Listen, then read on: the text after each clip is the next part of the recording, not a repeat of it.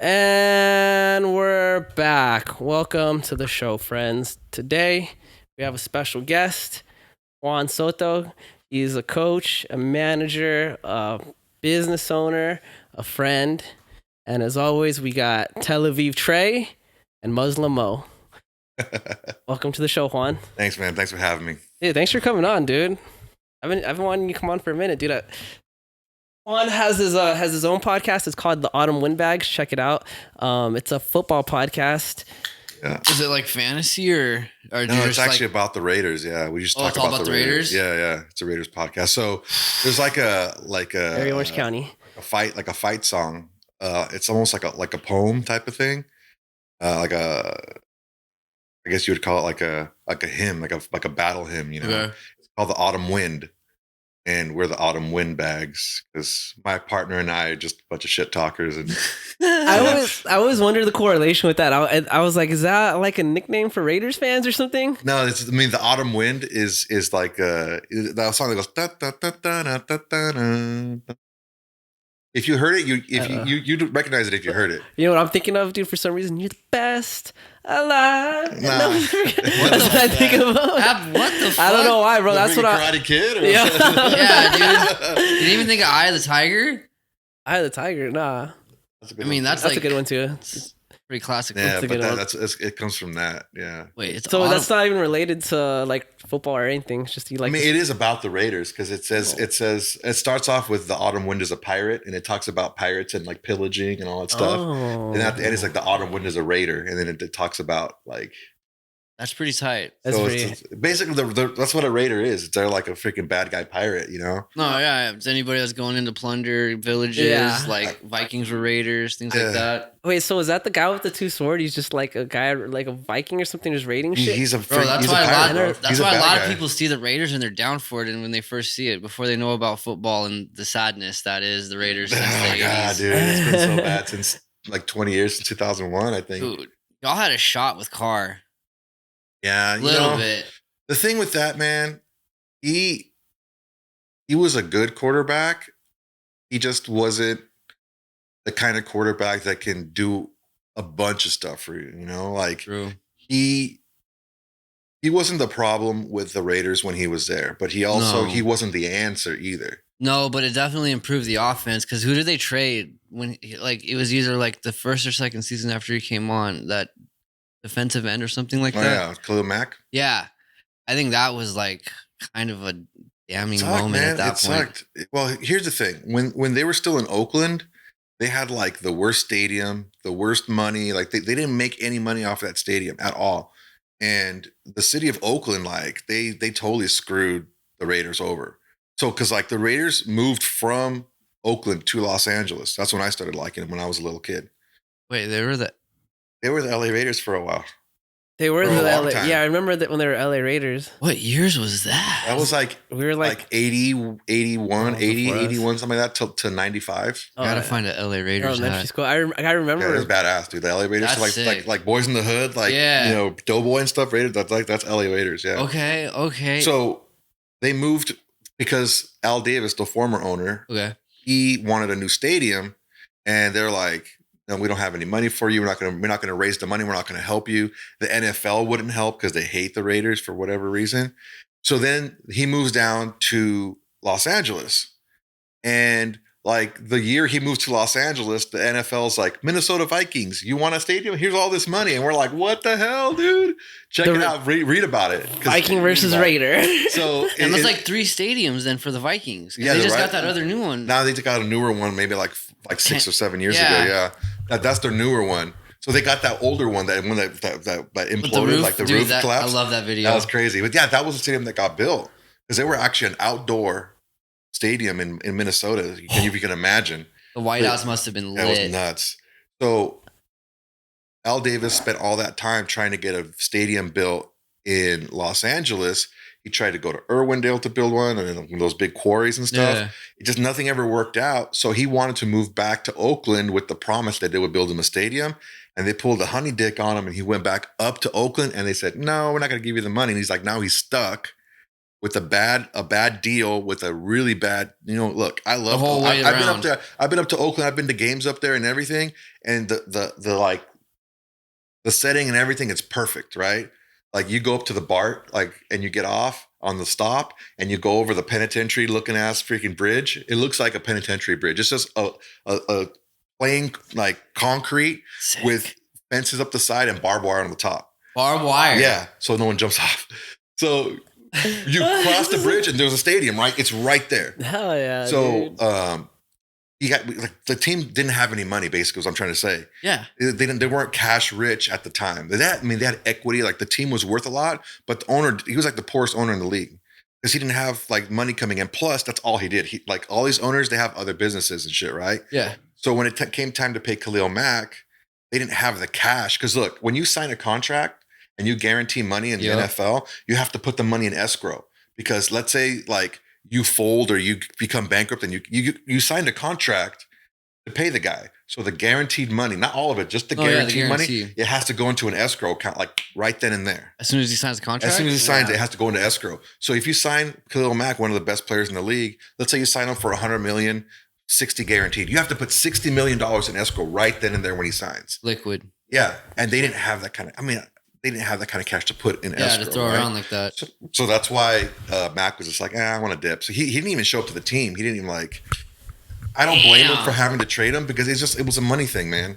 That's crazy. a money thing. Yeah. I didn't know it went down like that. It's crazy, bro. A lot of stuff that people don't understand because they just listen to the media and what the media tells them. Like with anything else. Yeah. Like there's a lot of context involved in a lot of these things that people don't understand. And like even the John Gruden thing. Like when the whole Gruden thing with his like emails and shit, like they're like 10-year-old emails. So you're telling me, so the way that whole thing started is the owner of the Redskins, right? Was it? And then the Cowboys do. Wait, was the Redskins guy with the black girlfriend or whatever? I don't know. I don't think so. Oh. No, that was You know what I'm talking- a different guy. You know what I'm talking about, though? Yeah, okay. Yeah. So the old owner, he actually sold the team. The old owner of the Redskins, he had like all this stuff happening against him, like charges brought up against him for like sexual harassment, all kinds of crazy stuff, right? So they like all of their emails, like over 700,000 emails, they like went through. And they're telling me that out of all those emails, all you found was 3 emails where John Gruden said some borderline racist and misogynistic stuff. How racist was it though? No, it wasn't terrible. Like the Jerry Jones like stuff stuff that way like worse. we say to each other, or worse than that? No, probably the stuff you and I say to each other. Okay. But You it say was some more. pretty fucked up shit though. It was like Jerry Jones level, like the owner of the Cowboys. Yeah. Everybody calls him like the greatest slave owner in fucking the NFL. Wait, so was it just because they didn't like him that it blew up like that, or what? Like was so the problem is, John Gruden called in one of the emails, called the commissioner of the NFL, Roger Goodell. He called him a football hating pussy. So now I think that he had it out for him because there was reports that John Gruden eventually wanted to be the commissioner of the NFL. So Roger Goodell I just think he has it in for the Raiders, whatever. Maybe that's just me being biased. But out of all those emails, that's all they found, you know? No, yeah, for sure. So then the owner of the Raiders, Mark Davis, Al Davis' son, he didn't want to fire John Gruden. But the NFL and the commissioner, Roger Goodell, forced him to fire him. big wigs? Well, he forced him to fire him. And here's the worst part. He forced him to fire him, and he didn't even give him an exemption, like a void contract type of thing. So he still had to pay him. John Gruden had a 10-year, $10 million contract, so $100 million total, right? And he was in his 4th year. He had to pay him off the rest of his contract. So even though Goodell forced him to freaking fire the guy, he still had to pay him. Still came out of pocket. Yeah. Can't be upset with that though, right? I mean, if you're John Gruden, I guess John not. Gruden's happy, but the Raiders are kind of fucked. And The it comes to Raiders are salary fucked cap up. and shit I mean, like that. he's fine, dude. Like ever since he moved to Vegas, the net worth of the team like tripled. It's like worth like $6 billion now. I'm sure. Me and my homies always joke. It's like you basically gave somebody from the hood that the greatest rap contract ever, and now you get to see the horrible things happen from it like that. Yeah.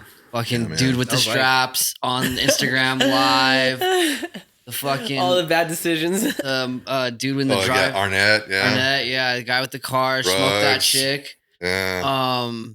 Didn't Arnett go down again twice or something like that? Bro, Arnett, dude, this guy has to be the dumbest motherfucker alive. Okay. So Damon Arnett was a cornerback for the Raiders, right? He was injured, right? And then he was put on like injured reserve or whatever. And he was like threatening somebody on like Snapchat or something like that with It a was gun. on live. Oh, With I a think gun I remember live. seeing that So show on they the released news. him, right? Yeah. He signed a futures contract, which means you're not on a team this year, but you're going to be on a team next year, right? He goes, he's in Miami. I think he's from Florida. He's in Miami. He's driving drunk. Of course. Driving drunk with no license, I think. The cop let him go. He said, go straight home. I'm giving you a chance. Go straight. Like 2 hours later, the same cop pulls him over, pulls him out of the car, finds a gun, finds coke on him. He's like, dude, you're an idiot. I let you go with all this in your car and you still stayed out. But look, these guys are like, they're rock stars, dude. Oh, yeah. From the time they're little kids. Like everyone tells them that they're the best.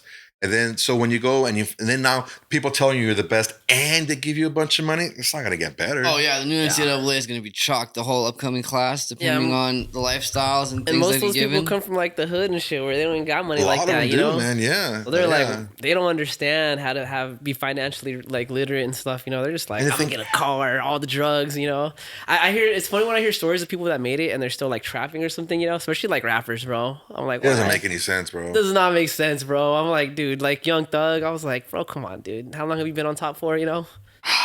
Something like Young Thug for sure, but then you get like drill rappers and shit like that. They're probably not making a whole lot of money. They're not. But like, everyone in the NFL, I'm assuming, is making some good cheddar, right? Hell yeah, dude. What's Especially if he was a first round pick. Oh man. yeah, He's making millions of dollars. He was going to be somebody in the game for sure. Yeah, making millions of dollars. I mean, and it's not like they don't have resources either, because the NFLPA, the Players Association, they hook them up with like tutorials, like freaking money, like money management, like. That one guy started that whole I can't remember the player's name, but he started a whole organization designed to like coach rookies. There's a rookie symposium. Yeah, it's like how to get that 10-year pension guaranteed. Like they pointed out, like don't do this, don't do that. Chad Johnson's got the greatest way to save money ever. Yeah, you ever see like any of the videos on him? What does he do? He basically was like, I wear fake jewelry. Oh yeah. I don't go out. Yeah. I eat McDonald's. And like I don't do nothing extra. I play video games. I would do the same, dude. There's this guy, his name's Marshawn Lynch. He played for the Raiders. Yeah, I know Marshawn. So Everyone Beast knows. Mode, right? So he never touched any of his salary. What, his mama ran it or what? No, he banked everything. He just lived off of his endorsements. Ooh. So he was living like chill. Very well. Yeah, but he never touched any of his money. That's when he made that speech, like take care of your mentals, take care of your chicken. You know, like he was telling the guys, like, hey man, like you don't have to do all this stuff as long as you manage your money right. So now he has Beast Mode Productions. He's doing all the video work. He got a lot of stuff going on, yeah. Yeah, he does. His pullover was hilarious. Like 6 months ago or whatever. Like I'm wheels. parked right here. Like, how am I supposed to drive? I didn't do that. So fucked up. He's like blackout drunk in like a Ferrari or a Lambo or some shit like that. And he's just like, they're just joking around. The cops are joking around with him. He's laughing. I think there was like, it was down to rims on one wheel or two wheels. He's like, how am I going to drive with it looking like this? They let him go or what? No, he got booked. No, he just was cool you about had it. to, bro. He was so drunk, dude. Bro, Yeah. that mugshot's One lit rim, too. so he crashed or just. Oh, he was just in the middle of the road. He just pulled over like, oh, look at my shit. Like, it's all messed up. You got to watch the video. Dude. I'm going to check it out. I'll add it. Somewhere. Dude, these guys coming out of college are like 20, 21 years old, man. They're playing a big man's game, and it's like they're just the alpha. Like you talk about like the alpha males to just play college football. Like 1% of those guys make it to the NFL, and only 1% of those guys are going to be like all pros or like guys that make like serious money, like the big time money, you know? Yeah. So it's crazy. Like even if you just like roll in and you're just a guy for a couple of years, you're still making probably banked the good probably 3-4 million. That's a decent amount. That's per year or off the contract. How long's the contract? I mean, it depends on where you're drafted. But if you're a first round draft pick and let's say you're like a quarterback or something, like you're $12 million a year. Dang. As a rookie. It's a lot of money. Yeah. I can't even imagine what I'd do with 12 mil. I mean, we drafted a piece of shit offensive lineman. We're paying him $8 million a year. This will probably never even plays. He's just on the side or what? Nah, we freaking released that bitch. What's his name? Alex Leatherwood. Alex That's Leatherwood. a horrible name for I one. heard. I wish I had my phone to check him out. I left my phone somewhere. I call him Alex Neverwood because he never would freaking play for us. Or the thing they have to offer is $750,000. Yeah, that's as the league of minimum. August 24th, 2023. 150. That's still a lot though. $750K is the league minimum. It's almost a And mil, those are dude. guys off the street that are like, they just get them to like, oh, someone got hurt here. You come in here, league minimum, you know? Yeah. Like a D3 dude. So Yeah, the veteran minimum, yeah. So if you're on the team but you don't actually play, like do they have spots where you're just like a training partner or something? Yeah, we have practice squads. Yeah. And so if you're on a practice squad, can you practice for other teams or just only? No. You're a practice squad for that team because you're learning their plays and stuff like that. Okay. A lot of times, especially now, because that's kind of one of the trade-offs that they made in the NFL where because they added a game to the season, they're like, all right, we'll expand the practice squad and we'll let you bring people up and push them down week by week. Yeah. So it's kind of like a bench.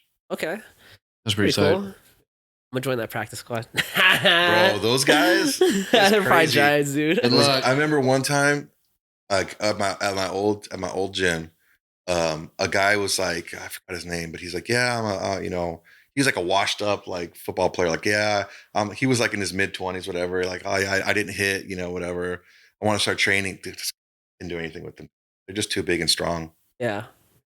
We were trying to grapple with the guy, and it's like you couldn't move him. I'm like, He was a football player? yeah, he's an old football player. I'm like, dude, you're not supposed to do with this guy, man. Like, I can't do anything. Yeah. I mean, The if he coach is was- looking at us like getting mad, And our coach was kind of mean, dude. So he was like, I feel like those type of athletes are like what you want in like MMA. Like I feel like was it Strickland that said like if they put more money in MMA, you would start seeing people leave Oh, yeah. football and stuff. You yeah, know, for sure. I feel like that's true, dude.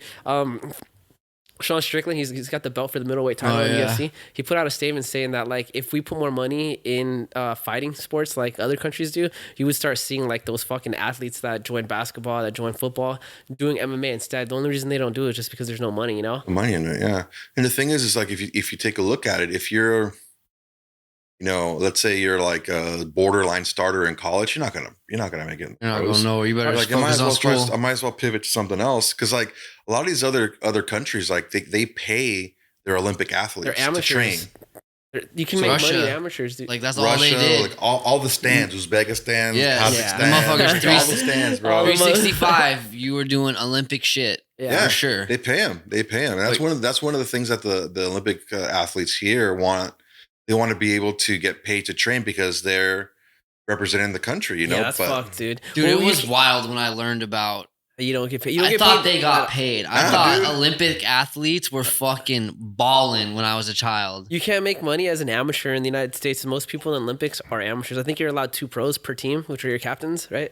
Has it changed? Well, it's different now. It's different now, yeah. But still, like, they still don't get paid a lot of money. That's why, like, they did the whole Foxcatcher thing, where the DuPont guy, he's like the plastic DuPont company. No, Well, he was a crazy guy, right? they caught so much flack. I know a little bit about DuPont. He liked wrestling, like Olympic wrestling. So he had a Foxcatcher. He owned Foxcatcher Farms. Okay. He made Team Foxcatcher, where he just invited all these wrestlers. I'll pay you, bring your families. You could live here for free and just train. But he was nuts. He was crazy. He ended up shooting one of the guys, killed him. Yeah. But everyone that was a part of it Art said he was Schultz, tight. one of the best guys, Yeah. the best wrestlers. He killed him. Yeah, he killed him. What the fuck? Yeah, check it out. There's a good lot of documentary. there's a Foxcatcher team. What is it called? The Foxcatcher, I think it's Okay. called. Yeah, Yeah. I think it's on You should Netflix check it or out. YouTube. Yeah, it's I on can't Netflix. remember. Well, It's like, a really crazy, good bro. documentary. Dude, Yeah. the DuPonts are like the white trash Rothschilds, basically. They're super rich. He was just like He was smart as tweaked, fuck, bro. though. But he was was- smart. He monopolized refrigeration. He monopolized like a lot of fucking. well, the family did. I Well, don't know yeah, if he the family. personally Maybe did. not It him was like, personally, it was but- like with a grandson or something that did Like the, an Arm and Yeah. Hammer type Yeah. shit family. Yeah, that guy, he was something else, man. Because that's one of the things he wanted to do. He wanted to be like a benefactor. Like, yeah, let me help you guys out because I like Olympic wrestling and stuff. And a lot of like big time guys were there, like almost all the big time guys. Yeah, and I think they actually were doing really good. Like that was when America was doing really good in wrestling. But it was just because there was like Well, like, there's like a direct correlation between making money and performing, bro. Oh you yeah, know? for sure. It's undeniable. But he wasn't like giving them a bank. He was just giving them money to Housing, train, yeah. and free housing and food and all that stuff. So it's like they didn't have to work, and they were still making money. Yeah. That's Yeah. tight. I remember a couple Olympics ago, there was like it was sponsored by like Home Depot or something like that. And they're like, yeah, Oh, yeah, we Home we Depot. employ Olympic athletes. I'm like, Olympic athletes are working at Home Depot? No. Hey, I'm sure that's true in some It's true. It was I'm true. sure it's true, bro. I'm sure it's really not, though. Let me tell you. I'm sure a lot of the Olympic athletes walk into Home Depots with their rich contractor dad and work a Sunday when they're like 11 or 12. No, I think because like a lot of Olympic athletes, they're like college kids, dude. Either that or like you're gonna be. If we think Olympic athletes and we think like the big track and field, True. and shit, like Ping pong. That's you what we know, gotta like think yeah, about. you're gonna be Yeah. a ping pong player. And you're gonna make a lot of money. Like, you probably do have to work at Home Depot. Even like the like karate, like I'm sure those Yeah, guys. those guys they don't make any money. Yeah, Dude, dude. freaking Ronda Rousey was a Olympic judo. athlete, a judo athlete in the Olympics, and she worked as a bartender. She worked at 24-hour fitness, like Yep. at the front desk. Like she Not had all kinds of glamorous. shit jobs. And fighting is in general is not a glamorous sport, bro. It's Dude, not the fighting is NBA or NFL. dude, people don't understand something about the fight game, dude. Unless you're the fighter, even if you're the fighter, the fight game is pretty boring, dude. Like, if you have to show up, like, okay, let's say, for example, you go to an event and where the athletic commission like says you can't leave. Like, once you sign in and check in, and you gotta stay here. Yeah. Okay, you're there like 4 hours before anything happens, Yeah. and you're just sitting there, and you're in like in a ballroom with a bunch of other people, and you're just freaking sitting there. Yeah. And so, like when I'm back there, like with Coach Frankie and stuff, I just tell the fighter, "Hey, just sleep, man. Just go to bed. Yeah, that's all you can do. Or put Just on don't watch headphones. anything on your phone. Just go to sleep. Just sleep, Just rest. and then before you know it, we'll wake you up when we have to start taping you up and stretching and warm you up." Fucked up.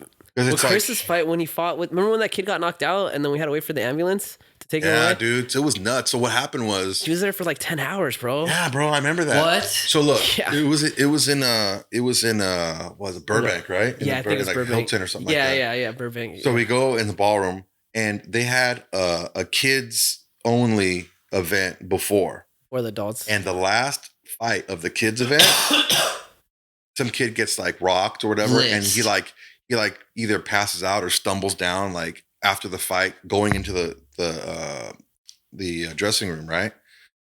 So the ambulance, they only had one ambulance. That's why you always have two ambulances at your freaking shows. People, don't be cheap. At least 2. You should have at least two, Oh, just you for a have to backup. supply? They only had one. Wait, you have to supply your own ambulances? yeah, So if the event you're- has to. Yeah, the event has to. They pay for it. So the guy, like the promoter, right? They have to supply all that. So the promoter only had one ambulance. The ambulance took the kid to the ER, and then on their way back, I guess they got an emergency call. So we're sitting there. Can't start to Dude, fight. we're leave so- sitting it there. We there. were sitting there for like literally like 7 hours, dude. While they handled that. I mean, thing? including the fight card. Yeah. But the So fight you card show- should have been Oh, the fight card shit. should have been 3 hours. We were sitting there almost 4 hours, dude. It's crazy. With nothing going on. Can you imagine you're about to fight, your nerves, dude? You're hungry because you've been cutting weight, and then you're just waiting. Just sitting there And waiting. you don't even know when they're gonna show up. There's no, Chris I'm fucked two that more. dude up though. Yeah, he did. That was a good fight. Fuck that guy up. Yeah, yeah. It's just, it's Angry. wild, bro. People don't understand what happens behind the He's scenes. dude. pissed, bro.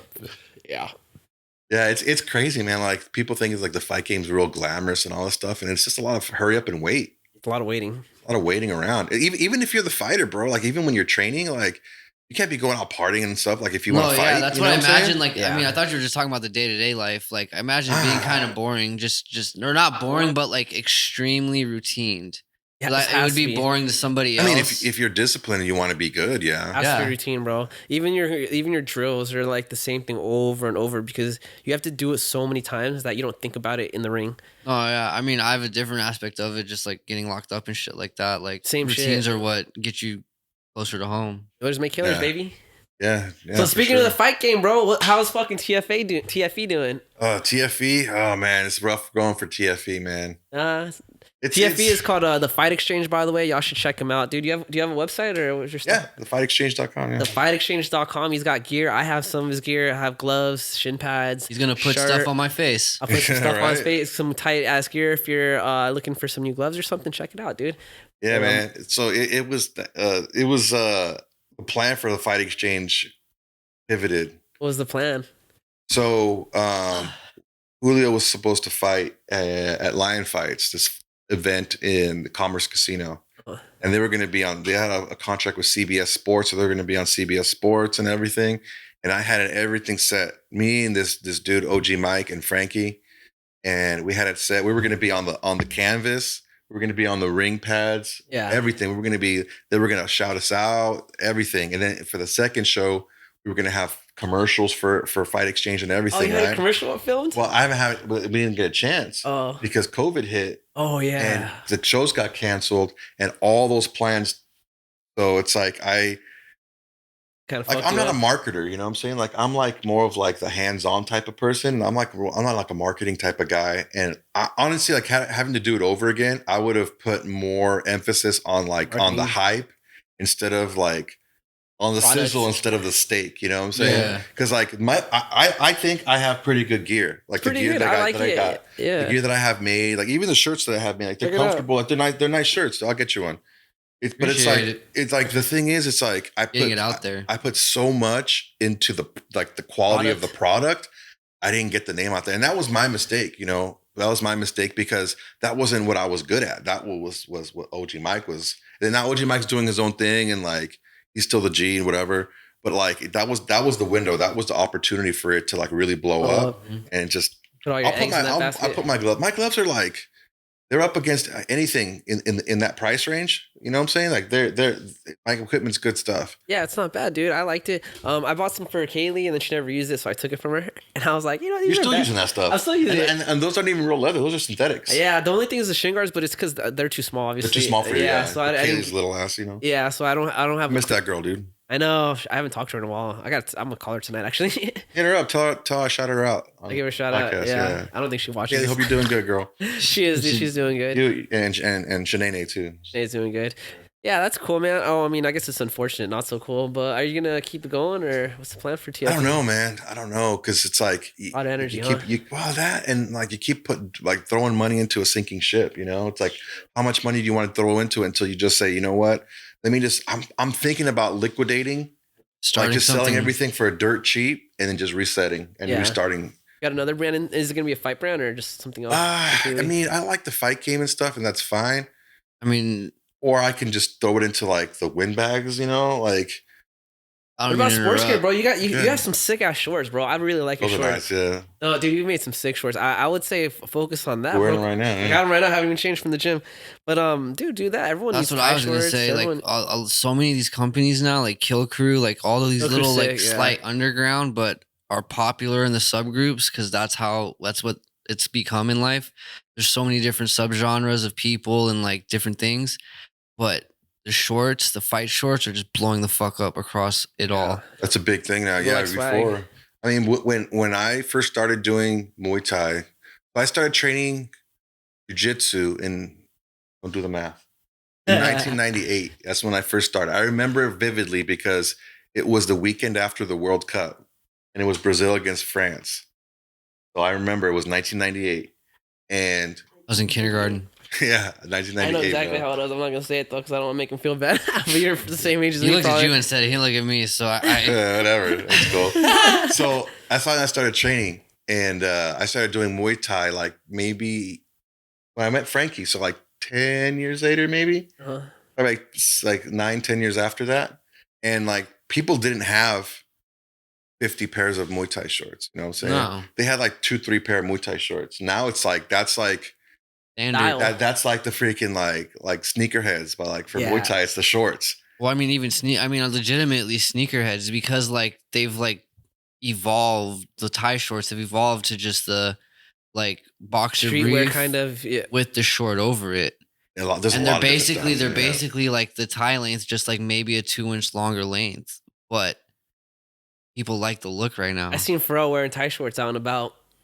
Bro, yeah. You know? Oh, it's a very valid to wear out. Khalifa does too, yeah. Wiz Khalifa actually trains. He trains. He actually trains. I respect good, that. Dude. I know. He's pretty good. He's been doing it for like 5 years now. He's long as hell, dude. Like, I know. He'd be a problem with somebody getting inside of him. I kind of wanted to see if he fights, bro. That'd be tight. I don't know if he's. I mean, if I was him, I probably wouldn't. I wouldn't if I was him. Why would you, dude? Yeah, you can fuck your leg up. Fighting is a poor man's sport. Be cool to see him spar Joe Rogan. No, Joe Rogan would fuck him up. I think Joe Rogan's tough. You'd fuck I him know, up. no, that's what I'm saying. It'd be kind of funny because I know Joe would go soft. Was Khalifa doing a celebrity fight event? A Muay Thai one though. That'd be tight. Not like Jake Paul, but like, you know, someone else. Like That wouldn't be like those guys are like legit fighters though. Dude. Like I'm not like a big fan, but like Jake Paul, yeah. Jake Paul, like all those dudes, like they're like Logan, like they're like they're in it. They're young, strong kids, and they train like they don't train to like mess around. Like they don't do anything else. You gotta respect it, bro. I didn't respect it before, but now I respect it, bro. Logan kind of iffy on him, you know. Dude, his wrestling is lit. Yeah, he's dude. Look, the wrestling is lit. Yeah, they got wrestling. I'll give him that. Don't even get started on freaking wrestling, bro. I can't even watch it anymore, dude. Like I can barely watch it. The only people I could watch in wrestling right now are the guys that didn't go through like NXT. Yeah, like Logan, like Logan. I can watch him wrestle because he does stuff like that he saw when he was a kid. Dude, shooting star presses. Dude, like there's that, and there's freaking what's the other dude? Pat McAfee when he wrestled. The football player. Yeah. Wrestled. He wrestled in WrestleMania last year. No. And he did good. And he didn't, the thing is he doesn't do it cookie cutter like the other people do. Yeah. He does it like his own little style and it looks better. So you think he's like an actual fan and he's just doing it? Yeah, he's an actual fan, but he's big and athletic. Yeah. You know? He can do the things he wants. Yeah. A lot of these guys are just fucking juice heads in the game, it seems like now. Like some of them are still pretty cool, but a lot of them. So for me, it just all right. I love wrestling, by the way, so you and me can vibe right now. I'm a huge wrestling fan, but the problem is, tell me the name of your cat, bro. Dude, one of my cat's names is Razor Ramon. Yo, we'll add a picture here. Shout out, R.I.P. We'll add a picture here and post. I'll send you the picture with this. He has a picture with a hoodie and a chain on, a purple hoodie and a chain. Bro. Dude, so I got him like the week after he died. Damn, I forgot about that. I called him Razor Ramon. Yeah, that's lit, dude. Yeah. So, I was like early WCW. Yeah, I'm a fan. I was a fan of all that, dude. Like when I was a little kid, I was always into like some fighting. Like I always like, my brother was like, "What are you watching that for?" It was like the UHF, like when you had to like turn the little dial and shit. Yeah, like channel 34, the Mexican channel. Like I would watch like just shitty luchador boxing, the good rest, the legit wrestling. Luchador wrestling's so fun. Yeah, I would watch luchadors. I would watch boxing. Anything that I can watch with any type of combat, I would watch it. And but yeah, I love wrestling, dude. But it's like right now it's hard for me because you have to like I understand that it's a show. I understand it's not like quote unquote real, like it's predetermined and everything, right? Yeah.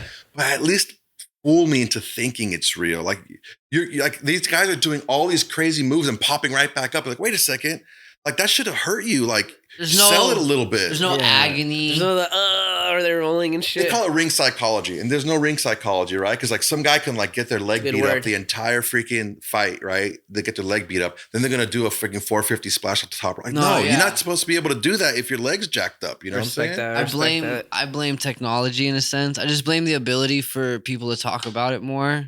To like the death of that. So now it's just like I feel a lot of these guys have to resort to just the idea of what's the craziest thing I can do rather than put their own sock on their hand and put it in someone's mouth and then get thrown off of a cage as his like crazy act, but he's not doing like 6 backflips. It's ever since Vince McMahon left, bro. Hasn't been the same. He's back now. Yeah, he's back in WWE. Yeah. It was called now? WWE. Yeah, he sold it and they brought him back. Like, well, he was back. Did he sell it to the Arabs? Yeah. He made a ton of money. He made all. Dude, he got that UFC deal with Saudi Arabia, bro. Dude, they make so much money on that. It's nuts. Well, that golf shit. What's the golf thing they do? You talking about the Ngannou fight or? No, not that one. Oh, you talking about the WWE deal? Yeah. How much do you think they make? I can't. Probably hundreds of millions. Hundreds of millions of dollars. Fact check. What's it called? The Triple Crown or something like that, or the Saudi Prince or whatever. It's called the something Crown or like the Crown Prince. Like the event. Oh, they have an event every year. It's called the Crown something, the Crown Jewel or something like that event. They had like a 50-man Royal Rumble. What? 50? Yeah. That's gangster. How much? Okay, WWE sold to UFC owner Endeavor in $9.3 billion deal. That's more than some countries, bro. Yeah. It's more than a lot of it's countries. like a whole conglomerate. Now, you're going to see a lot of like back and forth now. They're probably setting it up now, but you're going to see a lot of crossover, I think. You think that's a good thing for wrestling or bad? Hell yeah, because dude, look, when Pride was his best, Pride at everybody. Pride cross-promoted with Japan Pro Wrestling. Yeah. It's about entertainment. It's about getting pop. It's about bringing names like eyes. Look at the Paul. We're talking about the Jake Paul and all those dudes. Yeah. That's all they're doing is, I mean, they're out there actually doing it themselves, but they're promoting it and bringing a lot of money. Like these fighters, like Tyrone Woodley and all these Askren, like they've made more money taking dives. You know, it's sad. You know, in their whole career. career. It's sad. But it's sad. But you know what? I'm not. That's why I can't hate on the Can't guys, hate it dude. though. Like they're making money. No. Yeah. They found the cheat code. They're making money. I'm not. Bro, gonna you've hate got on that. brain damage, irreparable brain damage, probably from your career in fighting. They didn't make no money. And now you can pay for whatever fucking therapy and shit you need to pay through, so you don't Chris Benoit your family. Seriously, bro. Like I'm not being. It's not like I'm not trying to make a joke either. But like honest. Yeah. But so, that's one of the things. Like I've had a lot of head injuries, dude. From like football to like training to like a bad car accident, like. And I'm like, I told my chick, I was like, listen, I probably have like a 75% chance more than anyone else, like the normal population, to have some kind of like Dramatic illness. Yeah, for sure. Because of all the all the head injuries I've had, you know. Just don't keep a gun at the crib. No. Like, that's why like a lot of times you'll see me doing like word games, like Sudoku word games. Like I do a lot of that stuff on my phone. Cognition going. Yeah, I do it all the time, and I do my best. I take a lot of fish oil. I do a lot of stuff like coconut oil, MCT oil, all that stuff. I take all that stuff. That's a good, bro. Fighters should listen to that, dude. You should tell people. I mean, it's dude. You can't tell fighters.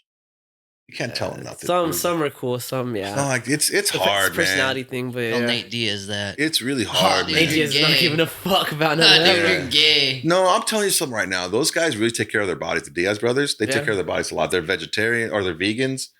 And they freaking train like marathon runners, like triathlons and stuff like that. Like those guys, their lifestyle is not what you think it is. They're not just out in the street freaking drinking 40s and shit and just like going in and fighting. Like they're like legit taking care of their bodies, taking care of all that stuff.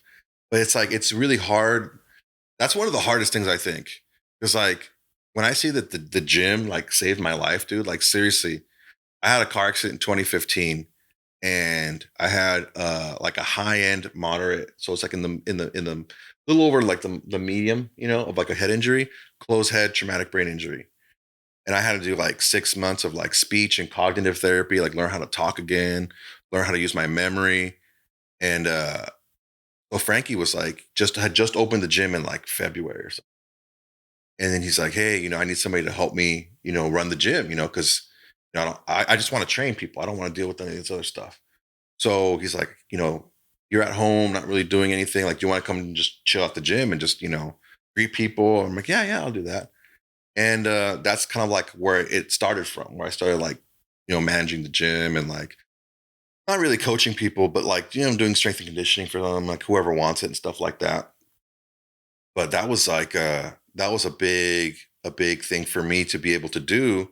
And it's hard, bro. It's hard because like, I try not to be that like old guy that like tells them like, you got to do this, you got to do that, because people are going to choose their own path, you know? Yeah. But it's like, you see these guys making these mistakes, you know what I'm saying? And you like, you'll tell them, hey man, do not walk into that room. Don't do it, because it's going to be really bad for you. And like, all right, chill, man. I respect you, you know, whatever. And then they'll do it anyway. Mm-hmm. You know, so it's like, and it happens with almost anything. Training, you know, decisions for fights, like eating, partying too much. Like, I'm like, dude, like, you have plenty of time for that. And I tell them all the time, like, how old do you think you can fight till? Like, how old? Like mid-30s, like you're already washed up. Like, that's it. You only have a short window of time to do that. You can party your entire life, dude. Like, if you really want to be serious about this, that's one thing that Frankie always asks someone who wants to fight. Like, how far do you want to take this? And I hear the answer is always the same. Like, as far as I can go. And then when I see people fucking up, I'm just like, you remember that? Remember that conversation? Well, if you keep doing what you're doing, this is as far as you're going. You took it as far as you can go. You know, I tell them straight up, dude. And sometimes I piss people off, but it's like, I'm not there to be your friend. You know, like, I'm there to be your friend to help you through things. I'm not there to lie to you. I'm not going to lie to you and tell you that you're doing a good job when you're not, or you're making good decisions when you're not. But also it's that fine line where like Frankie almost brought me in to be the bad guy. You know what I'm saying? Because like, well, the bad guy or Mick from Rocky? Because Mick was an asshole, but he wasn't the bad guy. Well, I mean, the bad guy as far as like the guy that like puts his foot down. You know what I'm saying? Yeah. Well, you're definitely. Well, you're more. Frankie's very like. he expects things from people, but he doesn't like to push it onto you. He wants you to like make that decision based off of like hints and stuff. You're very just direct with how, and for me, dude, I respect that because I need that, bro. I need you to just be straight up with me. Like you've been there for all my fights, bro. Mm-hmm. You've been there for me for like when I've had a lot of events happen. You know, when my homegirl passed away, you were there for me. You know, so it's like if you're a fighter and you're not willing to take that in for whatever reason, it's like what can you do for him, bro? You're being as direct as you can be. You know.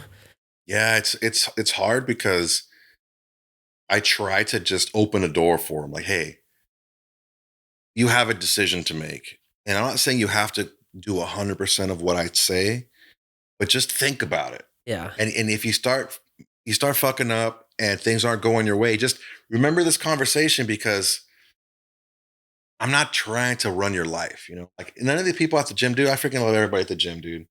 Our And family. yeah, dude, we're a big family, dude. And it's like, I try because I made a lot of mistakes. Like I was in a position where I had a lot of stuff happen in my life, you know, where I was pretty much like making like everything that I knew got turned upside down, like quickly. Like in 2001, my dad died. Yeah, so I mean, when that happened, I stopped everything that I loved doing. I stopped training, going out, all this stuff. Like I stopped everything. I didn't train again for like 7 years, 6 years. I didn't do anything. What are you? Like, So I what'd you gained do? a bunch of weight, dude. I freaking got. Like, I still haven't lost.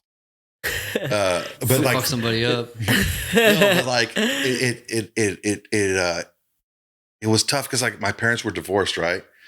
And they didn't want to get divorced. It was one of those things where I mean, look, my advice started back then because like my mom was like, hey, I was still in high school at the time.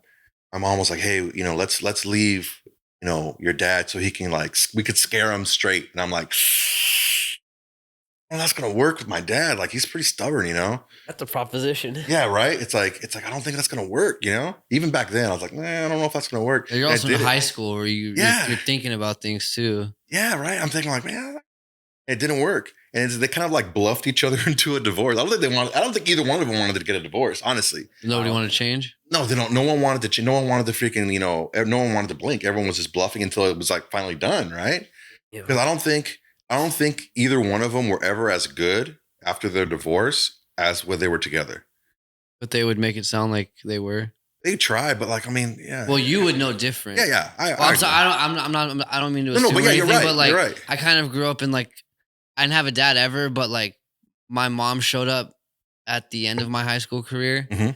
and she was very spotty from childhood on. My grandma raised me, and like, not to be like a divorce, but like, my mom came in and like would try and bluff me about being a mom, and like, I would call her bluffs a lot because I had that just like inner rage of like, you're not my mom, blah blah blah. Yeah.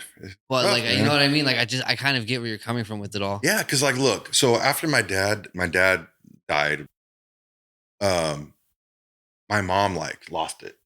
So it's like the two people in my life that were forming my values, right? My morals, my value system, the way I make decisions. I saw them as like, I mean, as like, dude, you guys are phonies, dude. Like at the time, I'm like, you guys are phonies. You guys are teaching me all this stuff, but like you're doing everything but that, right? They don't live it. So it's like, I made a lot of bad decisions when I was younger, dude. Like I was not a person that I would be proud of right now. Back then, but I learned a lot of stuff, and now, like right now, I can look back at that and I can be like, okay, it wasn't that. It's that they're human, right? And no one's perfect, and they're trying to. Just like what I'm doing with the guys at the gym, and girls at the gym too. Like I'm trying to give them advice off of my experience, even though sometimes even now I'm like I'm pretty straight laced, bro. I don't mess up really, but like I get it more now. Like I understand more now. Like I understand my dad's decisions because honestly, like we kind of like once my parents divorced, like I didn't really have a lot of contact with the guy, and he was lonely, dude. Like he had his family and everything, and then he didn't. And I got that kind of like with my divorce. We were talking earlier, right? Where I was like living with my chick and we were together and married for like 15 years, and then it's like, dude, now it's like, whoa. Now it's over. You know what I'm saying? Like now I've been like living on my own for like 5 years and it's like, you know, but like at the time when it first started, like it was like, I was looking around like, dude, like there's no one to talk What's to. life? Like It's tough. it's crazy, you know? And, but look, thinking back on that stuff, like that's what kind of formed my my opinion or my kind of like the way I live and the like my I like Perception. want to like help people, you know, and because I know that I mean, look, I was pretty athletic, you know. I wasn't super athletic. But you know, I could have like had fights like you guys have fights, like not just like gym fights, you know what I'm saying? Like back in the day. But like That's when I drop. just tap it, you'd be all right. All right, get it away from the gear, bro. Yeah, so like that's what I want to do. Like I don't want anyone at the gym to not have an opportunity because of outside stuff, because of stuff that's happening in their life. That's why I'm always there to talk to people. That's why I'm always there to like, you know, give them advice or Just to whatever. guide people. Just yeah, just to give them, show them a direction, show them a little bit more perspective, and because I know I made a bad choice by like pulling away from stuff that was good for me. I think if I would have stayed with like martial arts and stuff like that at the time, I think it would have helped me a lot. It would have given me something positive to dig myself into. Drive. Yeah, yeah. It would have been something because like I was like just fluttering around, you know what I'm saying? Because like, I mean, I was like kind of a little shithead, you know, my early 20s, whatever. I wasn't like a criminal or anything, you know? But then, you know, my brother was gone. He had moved out. He was away. And like my sister was young still. But it's like, you know, I was like the only other adult there, like telling my mom, like, hey, what are you doing? Like, what the hell, you know? So it's like I was trying to be an adult, but I was making really bad decisions. Trying to You know what I'm like- saying? Like I was making really bad choices. That's what part of being an adult is too. Is like when it comes to like what you said about your parents. It's like as you get older, you realize we're all just trying to do the best we can, dude. You know what I mean? For sure, It's, man. it's not. Sometimes it's like, yeah, you're lying to someone about who you are, but it's because it's like you want to be that person as best you can. You know, and sometimes the perception of being that person is better than the reality of it. You know? Yeah. And it's like a lot of times people's expectations help you be better. You know what I'm saying? It's true. Like my chick right now, like, dude, she thinks I'm like the perfect guy or whatever. Like it's crazy, but like it's a lot of pressure, but I like it because it keeps me like, all right, you know, I have someone that thinks this highly of me.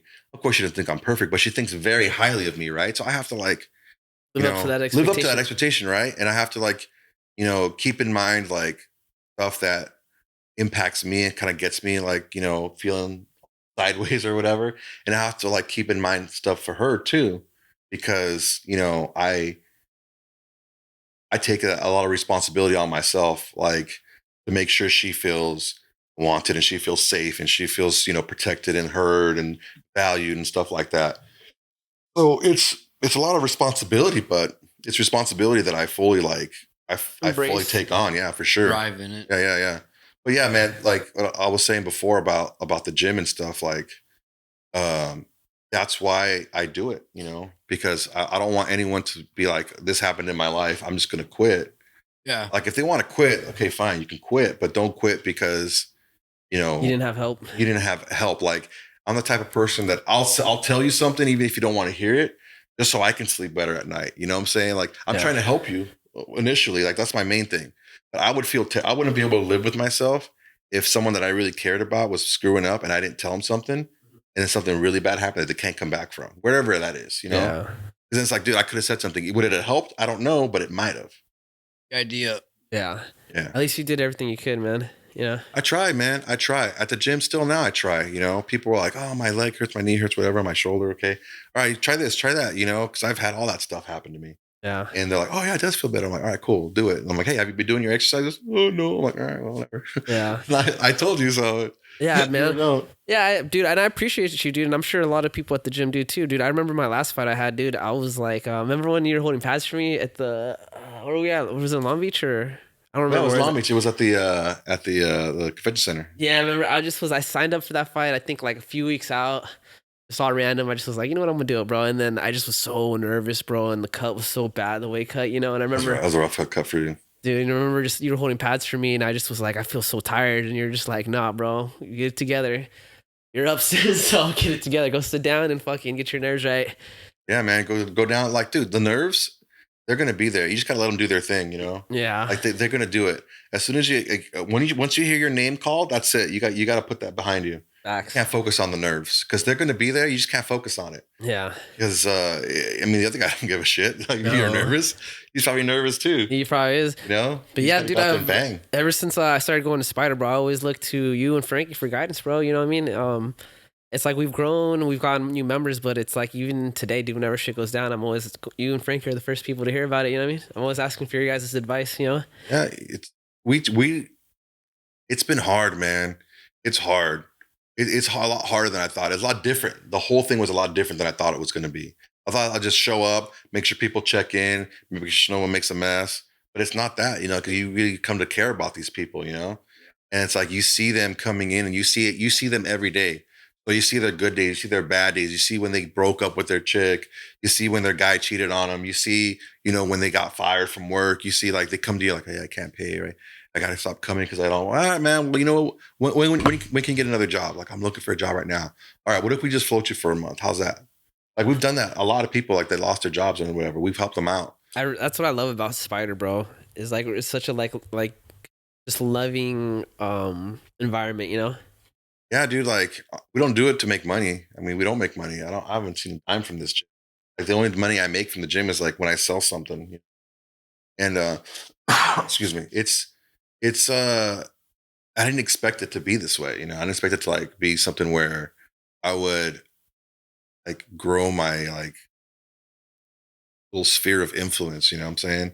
And like how I care about these people. Like everybody. I might not remember your name. I've been hitting the head a lot, you know what I'm saying? Like Yeah. so but it doesn't mean I don't care about you or like what's going on, you know. Doesn't mean you're not emotionally invested. Yeah, for sure. Every single one of them, dude. Every single one of them. And like the culture that we build there, it's super important. Like we've told fighters that like promote the gym and like bring people into the gym with their fights. We told them, man, maybe it's time for you to train somewhere else.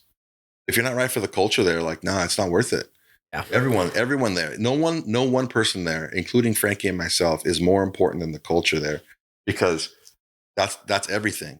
That's why people step in and they're like, dude, everyone's super cool here. I'm like, well, yeah, that's how we made it. Yeah. You have to be that way. If you're not that way, then we don't want you here. Yeah, Dude, my homie heard about the gym and was just like, oh. which do I know or My no? homie Kevin, like, he used to be my house manager when I first got out of prison at my first rehab. And he trained Muay Thai back in the day and shit. Like, yeah, dude, those guys know how to bang shit over there. It's like different than other gyms too. Bro, well, lately it hasn't been like, but when I first started, I mean, it was still loving and shit, but the training was like different, dude. There's a lot of fucking concussions, dude. Well, it's like The West Side sparring Bar. was Like, rough, yeah. It was so. I mean, dude, you had freaking like Andre and RJ and Chris and like Mike. Like you had a lot of guys there that were like, I think we all learned, dude. We all learned from those times. You don't have to like, you don't have to freaking go Growing that hard, pains. bro. You Growing don't have, pains. There's days where you need to, but for the most part, you probably shouldn't. Yeah, I mean, look, and Frankie's always been really good about making sure people don't go super hard. But I think we're a little bit more conscious of it now because we've grown so much. Mhm. Yeah. And it's like we have a lot of people there that don't want to fight and we don't want to scare people away. And kids do take the adult classes. So we don't want to like have people getting knocked out in front of a kid, you know what I'm saying? Yeah, Like, leaving And with missing don't, teeth. we don't separate like the fighters from the regulars. Like usually most gyms they have like a time for like people that are fighting, you know, or even if they're not fighting, they just are down for their shit, you know. Yeah. And then regulars, you know, Like an and, advanced and a novice or something like yeah. that, if you So will. usually like the pro classes, those are the fools that are like knocking each other out. But Frankie, since the beginning, has always been like the pros are training with the people, like the first day people. Like I want everyone to be welcomed. I don't want no one to feel like they're not allowed to do this or that, you know. Mhm.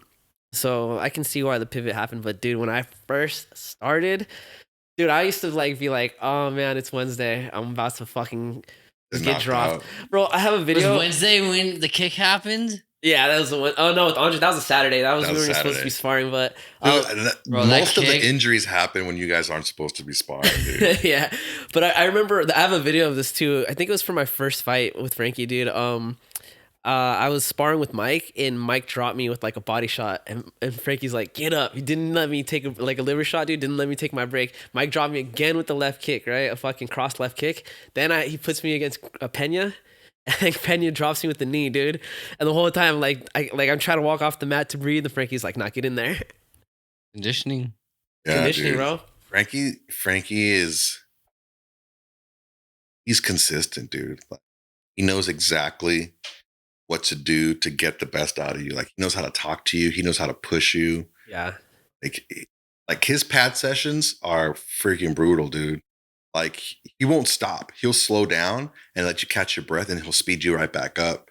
So it's like you'll never like, and you have to be like really passing out and really messing up for him to like, all right, stop. But he'll push you. But he knows that like he's so much experience. He knows how to like get you there and then like bring you back a little bit. It's just to, keep you going, to be able to get you, push you harder. And that's what we need to do, man. That's like what I do with the strength and conditioning.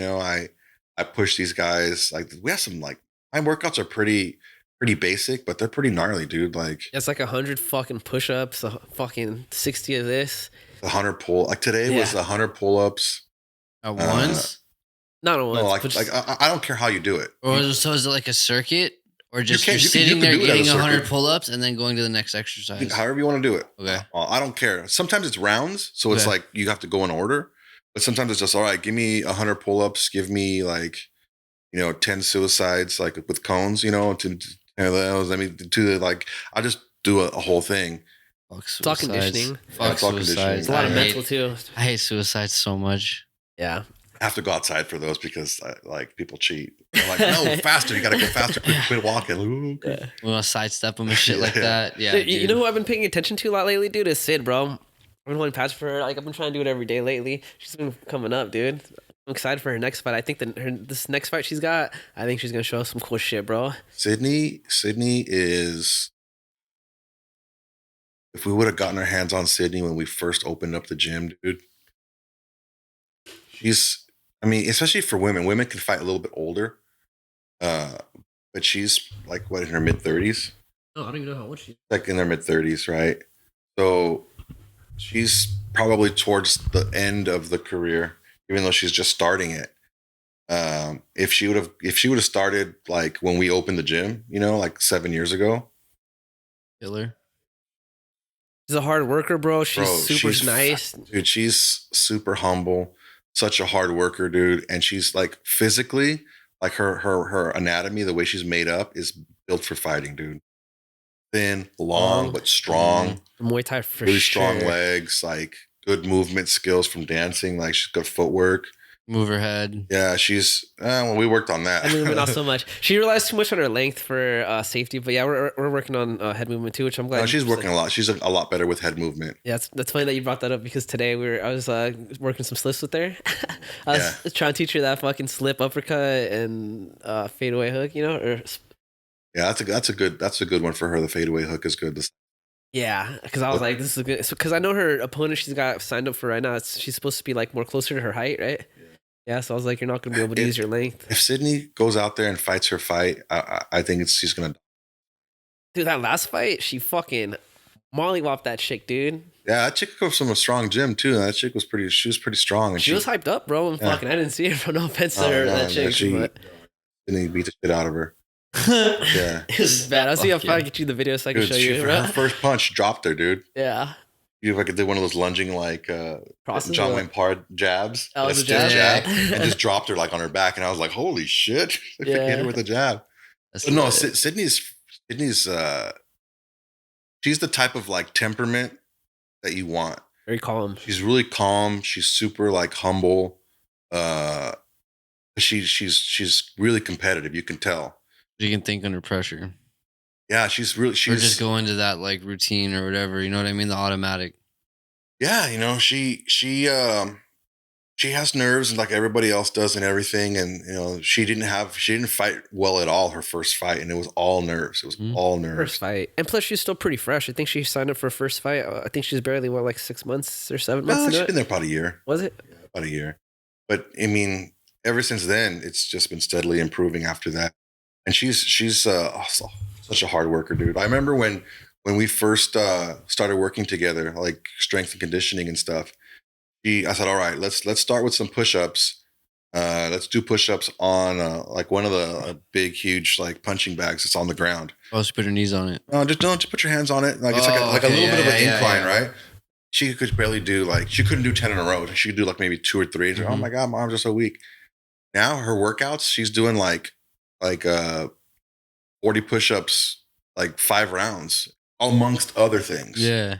Pull-ups, she couldn't do a pull-up. She's like ripping off like I think 5 pull-ups in a row now, like easy. Yeah, I remember when she was working towards getting a push-up, dude. That's the Yeah. most gratifying feeling in the world is being able to do pull-ups. Hey, You dude, tell if you're hanging off a cliff, you better be able to do at least Yo. one, dog. You Yeah, know what I mean? drop. That's what I was telling people, bro. Dog. That was like when I knew I was like getting strong in life, because like getting out of prison, it was all just like mainly like chest, Body weight arm, stuff, like yeah. the prominent shit, basically, not a lot of bar work. And now I'm like ripping like 20 pull-ups if I want, shit like that.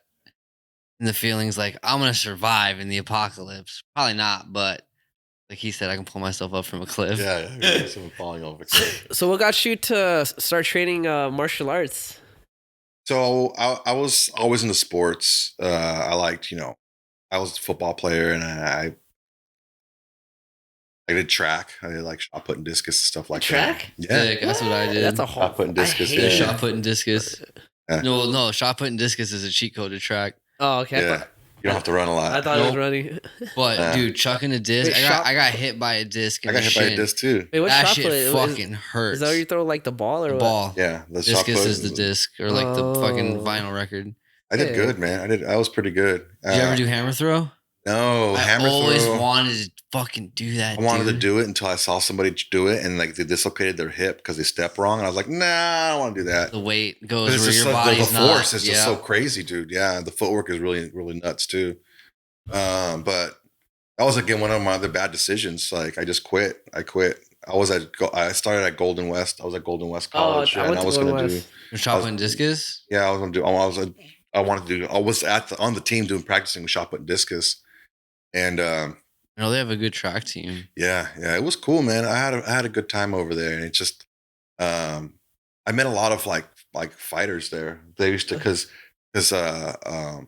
Tank and Tito and all those guys. Yeah, They're all hood. HB like Golden West College guys. Yeah. They used to be there training in the rooms and stuff. And Beachy I McFadden. didn't meet any and friends shit like like Golden that. West, dude, but I was taking night classes and I was taking music. So Bro, you took night classes where And Kayla music. took classes at. That's like right by where Tito was at back in Yeah. the day, dude, but not when we were there. It's probably just my classes because it's all music and oriented. It's all nerds and stuff.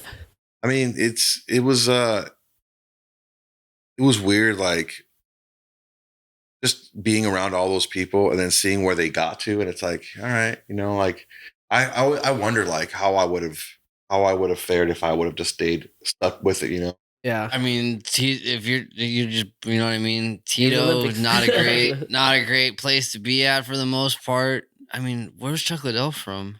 Yeah, where Is he from out He's here? like slow, right? I think San Luis Oh, Obispo okay, on there. San Luis Obispo. No, dude, a lot of those old fighters like that are just because the medical and you want to call it like the discussions about like what can happen to you long term. It It's just wasn't tough, there. man. For a It's lot of tough. those in general, older bro. fighters. Just in general, any type A of lot of sport, you're these wearing guys- shit down. Yeah, man. A lot of these guys. I met a lot of these guys when I was younger, like, and I first started training jujitsu. So how I started training martial arts, I was just not doing anything.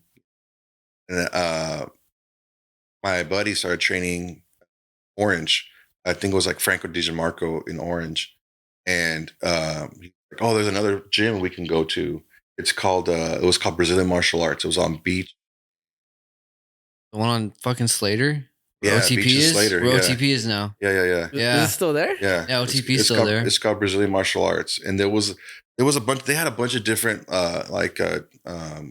guys training there. Like Ken Gravelson was doing it for a little while, and there was like this guy Brad that was doing it for a while. Just like, I'm sorry to interrupt, but it's like half that strip mall next to the Chevron, right? Yeah, I think it's a Yeah. chiropractor now or something. Oh, like that. I know where it's at. Yeah. Okay. Yeah. Yeah, so that's where it was. That's where they started training. Him and another buddy of mine were training there, and I'm like, nah, I don't want to do it. And then they moved when my first jiu-jitsu coach was this guy Fabiano Ija. When he first came from Brazil, like barely knew any English, and he got set up to where he was using the back room of the Gold's Gym on Beach. Okay. So they moved all the old equipment off into this little corner, and then the rest of it was like his gym. For how many days a week, or just for No, indefinitely? for every day. Like it was just his, because it was like an old storage space, so he was renting it basically. All right, for sure. So it was in the back of the Gold's Gym, like in the back. That's lit. And that's where I first started training jiu-jitsu there. And then I trained there for a while, and the whole stuff with my dad, and I stopped training. And then, but I always kept up on like, MMA and stuff like that. Then my buddy Brian, I met him. I was working at a sporting goods store, and I was still in college. And we started like, I would like freaking pay like a ridiculous amount of money to get the Pride DVDs from Japan. So because that was pre-internet. I didn't have DirecTV. That's OG the only way you Fedor get it. fights and shit All like those, that. all those ones, all the Bro. UFCs and stuff. Like I had cable, and they were off of cable. Yeah, You could only get it on Pride was DirecTV. not on cable. It was only on DirecTV, and I didn't have DirecTV. So I was like, I would spend it was like $80 to get a DVD.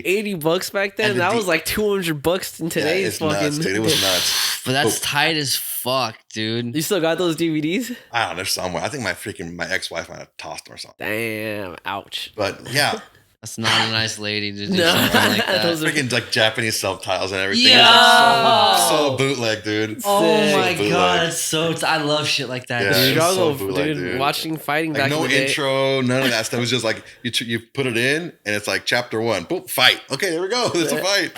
Yeah. Sick. Yeah, it's crazy. Is there like dude. cool like DVD screen music like Yeah, like extra like or like metal or shit like that? They had Oh, Easter eggs in them so too sometimes. Yeah, that's stuff that you can find. So But yeah, sick. I still kept up with MMA, and then I think it was like 06 or 07, something like that. He's like, "Hey, freaking Shootbox is coming to Huntington Beach. There's gonna be a Shootbox gym opening up." Really? And so he went and checked it out, and I was already working at AT&T. I was working at their corporate office, and he's like, "Oh, dude, this guy. His name is Junior Ghazi, and he's like the Shootbox affiliate for Shootbox USA type of thing, right? Or Ghazi Academy." And that's when I started. Like he trained there for a little bit, and then I was like, you know what, I'm gonna freaking go. Yeah. So I went there and tried it out. And I didn't want to say like, yeah, I used to train before, because that's when like people are like, oh, let's see how good you are. That's when they try to beat you up, bro. Yeah, that's why you Happens today too. Yeah, when people walk in, like, yeah, I want to be a fighter. All right, we'll see. Let me test you real quick. Yeah, I knew Heart not check. to do that. Yeah, I just walked in there. You and go to a then, new gym, don't tell them where you're from. don't tell me you used to Unless train. you're invited from like Yeah, if yeah. you have a friend that goes there and they invite you and it's all good, dude. or if you walk in, you're Cobra like, Kai. yeah, yeah, right. that's exactly what happens, dude. Like, hey man, I'm just I want to drop in. I'm gonna be moving to the area. And I'm checking out gyms. I train at this gym. Like, like that's cool. You walk in there and you say, hey, I'm just looking to like You're not name dropping. Come You're respectfully. you're giving a history. yes. Well, 'cause the second you tell them you're from another gym and you just want to check it out, it's like they're sizing you up. And if you're sparring that day, it's like, you got to be super respectful, bro. Yeah. Like, because the thing is like it's a total dick move. If you're like, nah, I've never trained before, and you pull out some like freaking like weather beaten like boom gloves and like it's like whoa, throwing whoa, spinning Hey, kicks Jackie and Chan, flying calm knees down. and shit. Like why do you got a freaking mouth guard that's got your blood in it? Dude? Yeah. Like, what the hell, Rumble in the Yeah. Bronx. Yeah, Like, come right. on, dog. You're Chill. supposed to be working at a Chill, chill. supermarket. What are you doing? Fucking never It's go to the it's store. a culture, man. It's interesting. That'd be way worse if you just come out and say, hey man, I just want to check your gym out. Like And I'm beat the new shit to out the of them. area. Yeah. And if you come respectful like that, it's chill. So like after like a couple of rounds of like doing the drills and stuff, the coach would be like, hey, you used to train before. Where you used to train? And Then it's a conversation. yeah, then it's like, not a yeah, I flex. trained before. I don't want to like, I just wanted to be respectful, of like your gym and stuff. Like, oh, okay, that's fine. But I'll put you with somebody else because that's how you learn more training with somebody. You're total grappling. That's dude, 'cause exactly it's how all- Brazilians Yeah, talk that's right what I was there. just gonna say. You're total grappling, dude. The sickest Brazilian accent That's how ever, they talk, dude. bro. He's Bro, my neighbors are Brazilian, so I hear him talk. It's So fucking- I remember this one time, right? I hadn't trained in a while because my schedule changed. At AT&T, they used to switch your schedule every 6 months. the fuck. Yeah, Pretty I got a random. whack ass schedule, so I was working at night. I was like, fuck. So I didn't train. I could have probably trained in the morning, but like I lived in Cyprus at the time, then to go all the way to Huntington Beach, and then come back home, and then go to Cerritos to freaking work. Like it's a lot of driving. Oh, you gotta go twice. You gotta go 3 I gotta go. times as I gotta far. go up and back twice, basically. Yeah. So, he's like, I told him like this is kind of a dick move. But I told him to stop payment. Like I can't train for like 6 months or whatever. But he kept charging me like I was a dumbass. I didn't like check or whatever. So he actually gave me a nickname. He started calling me Sponsor because I was paying, but I wasn't coming. So I wasn't part of. I was just a sponsor, right? Such a Brazilian thing such a to Brazilian do. thing, bro. Whatever. You know what? It is what it is. Super It's like, blunt, like just at your neck. like that's how Frankie met me as sponsor. So he's like, sponsor, we're going to have a picture day. So make sure to come. It's a Sunday. It's going to be real nice, whatever. I'm like, all right, cool. So I show up with my gi, whatever. We show up for like, and they're doing like a little like ceremony and stuff like that. And then I see another school roll up, and I'm like, yo, what the hell is this?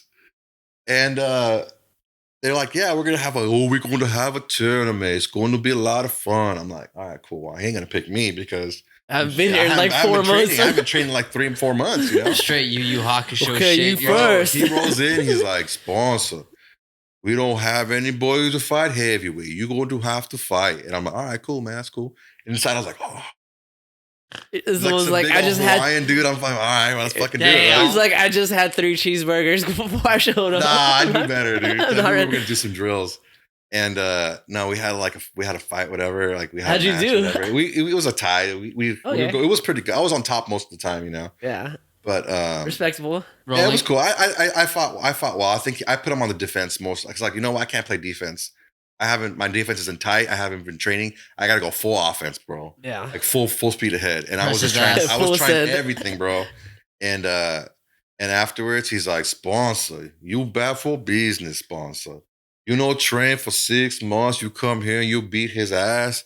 It's like, why do I have to train? Look at sponsor. He comes here and he trains and he wins. And I'm like, I didn't even win though, bro. Like, that was pretty funny. That's how Frankie met me. That's how Frankie met me, though. Yeah. Frankie met me as sponsor. That's how he first knew me as sponsor. So did you think that nickname meant something else? Or? No, I knew exactly what it meant.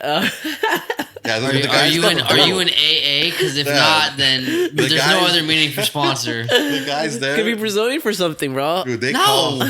So okay, they had the most. You're Portuguese, fucked my up bad. Okay, look, I'm Mexican, bro. Mexicans have the most fucked up nicknames. Whatever is wrong with you, That's they'll what they're fucking- calling That's your you. nickname, Yeah. right?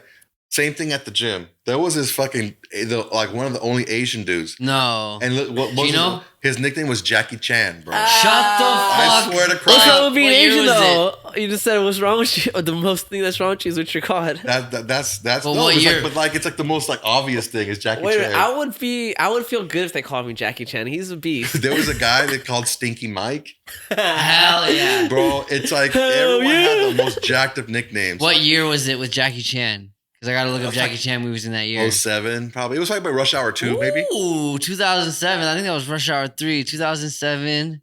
Let's see. Yeah. Let's see if he was a good Jackie Chan year or not when he was being called Jackie Chan. Was there ever a bad Jackie Chan year? All his movies are legit, bro. Even the porn Yeah, he did. man. I mean, the tuxedos. The tuxedos in 2007. That's probably the worst he's done. But it was literally bad. the only bad movie Jackie Yeah. Chan's What was done. before that, though? Everything good. Did you Everything ever was see, good. Yeah. I Did can't. Did you ever see that movie where he's like Rush running Hour from the 3. cops and then he does like that 360 into a parking spot? Yeah. He actually did that. actually did that, Allegedly. yeah. Wait, what? Yeah, so there's a movie that he did where he's running from the cops in a parking structure and there's like an open space between Oh, two that's Roman cars. in the Bronx. That's Roman the Rocks? I think that he Yeah. jumps. He does some pretty crazy fucking jump He and like breaks his spins leg. it and parks it.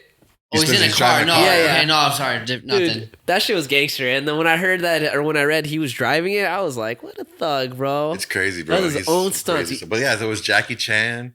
There was Stinky Mike. I'm trying to think of the other ones. That's what we should call fucking Agu, bro, with his gloves. Ah, dude. This one like has the nastiest gloves, bro. Al Pacino. Huh? This guy, he looked like Al Pacino. Oh, kind it's of like a fucked bootleg up. Al Pacino. They That's call it Al fucked Pacino. up. Like there was a bunch my of God. freaking nicknames, bro. A bunch of nicknames. That's what we gotta do at Spider. We gotta start giving people nicknames, dude.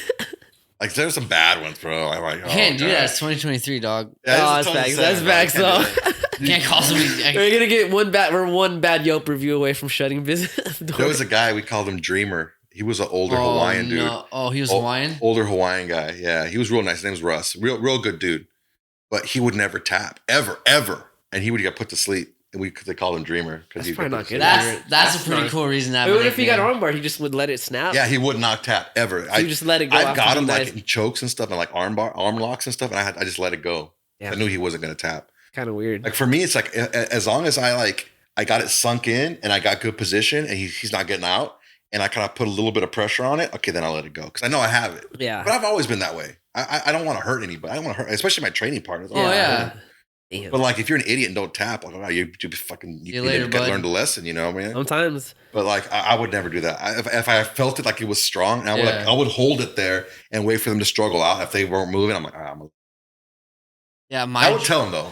My dreamer growing up were Takatos. That was my type of dreamers back then. We're just like, holy fuck, dude, look at this guy giving me life knowledge and falling asleep at the same time. Yeah, the greatest shit ever.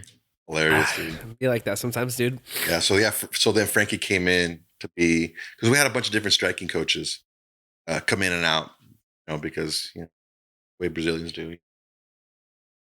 I wouldn't know. I don't have any Brazilian friends, but I have no Brazilian friends. But the people that come into the gym in my apartment since I've lived there, a lot of them are Brazilian.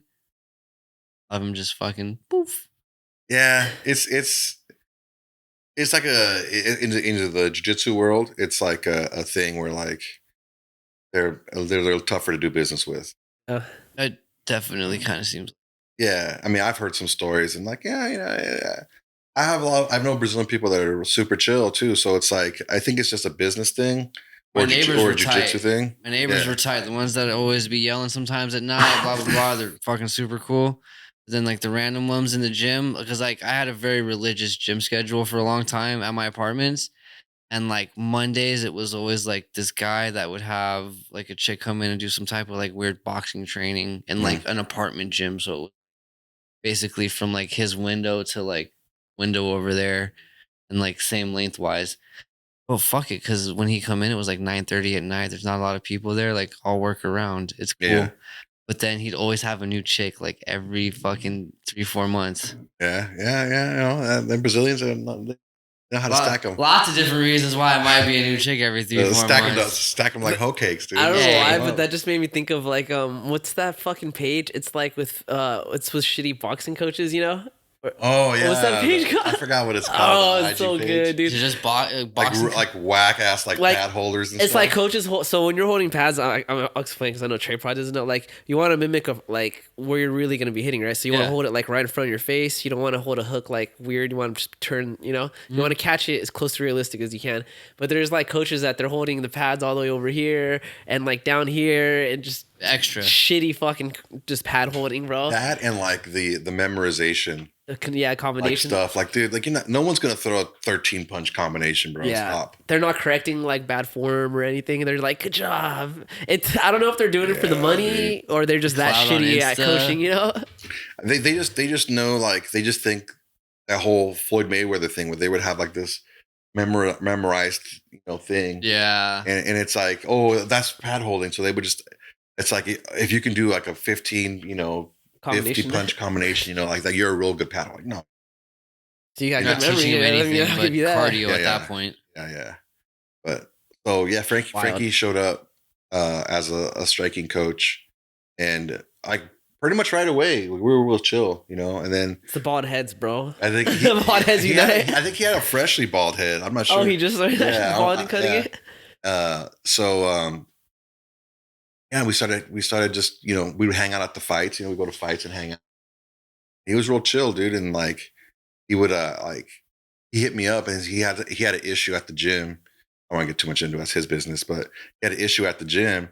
And I was like, fuck, get the fuck out of there, bro. Like, that's bullshit. And that was the gym that I trained at. You know what I'm saying? At the time I had a business and I was like back and forth between here and Tampa. I was in Florida and he called me. He's like, yo, this is what's happening. And I'm like, I don't know, bro. That's not chill. Like personally, like if I was you, I would just dip and like something on my own, And he ended up doing that. And that's when he went to I think it was there. And then you can bleep that out. I don't think he wanted to say the name of the gym. Was that before he met like Pena and all them? Because I think he met Pena met Pena at there. that gym, right? Yeah. I was training partners with Pena. I've known Pena before, more than I've known Frankie. Oh, that's crazy. He was at the gym before, yeah. Yeah. Pena, RJ, all those guys, like I knew them. Didn't know that. Okay. And so then he went to this other gym and he brought those guys with him, or? Yeah, I mean, those guys went with them. Like Pena went with them, and he was actually training. I don't want to tell Frankie stories. I'll let him tell them. Yeah. But like it looks like the split happened, right? And Ism. yeah, and it's like I already had that thing with because look, I'll be honest with you, freaking Junior Ghazi, he was always really cool to me. Yeah. You know. Besides the charging you. Besides the charging thing. Just but like, we went out, hung out. Like I went over to his house to watch fights. Like we went out and got pokey, acai bowls. Like I wouldn't say we were homies, but like it was chill. Like we had gym activities. Yeah. We had done like outside activities, not just gym activities. I had some stuff going on at a job I was at, and he gave me some advice, So it's like he was always real chill with me, but I saw how he was treating other people that I was real chill. I heard some bad stories. I didn't like it, man. I didn't Not like even it from at Argent all. people, but from other people that went there. I heard some stories, dude. I didn't like that too much. And different culture though. It was a rough freaking gym, dude. Like it was a rough gym, man. Like I remember this one time he was gone. I think he was in Brazil, and there was this I forgot it, but he something Silva, right? Of course. Anderson Silva. Imagine. No, it was a different. It was a different guy. It was not Silva though. I forgot his first name. There's got to be so many goddamn Silvas. He was. That's like a common Brazilian name, dude. Yeah, the most. It's like Smith in Brazil. But like he was training, and he was huge. He was a heavyweight, or like a big guy, and he was training, and he like legitimately knocked Chris out in the cage that we had. Training? Yeah, he knocked him out. Like on purpose or accident? Yeah, like he was like flexing or what? Him, right? I guess I like Andre. So then, me and a couple other guys were like, "Fuck this, dude. We got to go get him out of there, dude." And I remember I pushed him, what was his name? I pushed him out of the way, and I grabbed, my hands were on Chris, pulling him out of the cage. Yeah. And he's gonna fucking knock me out.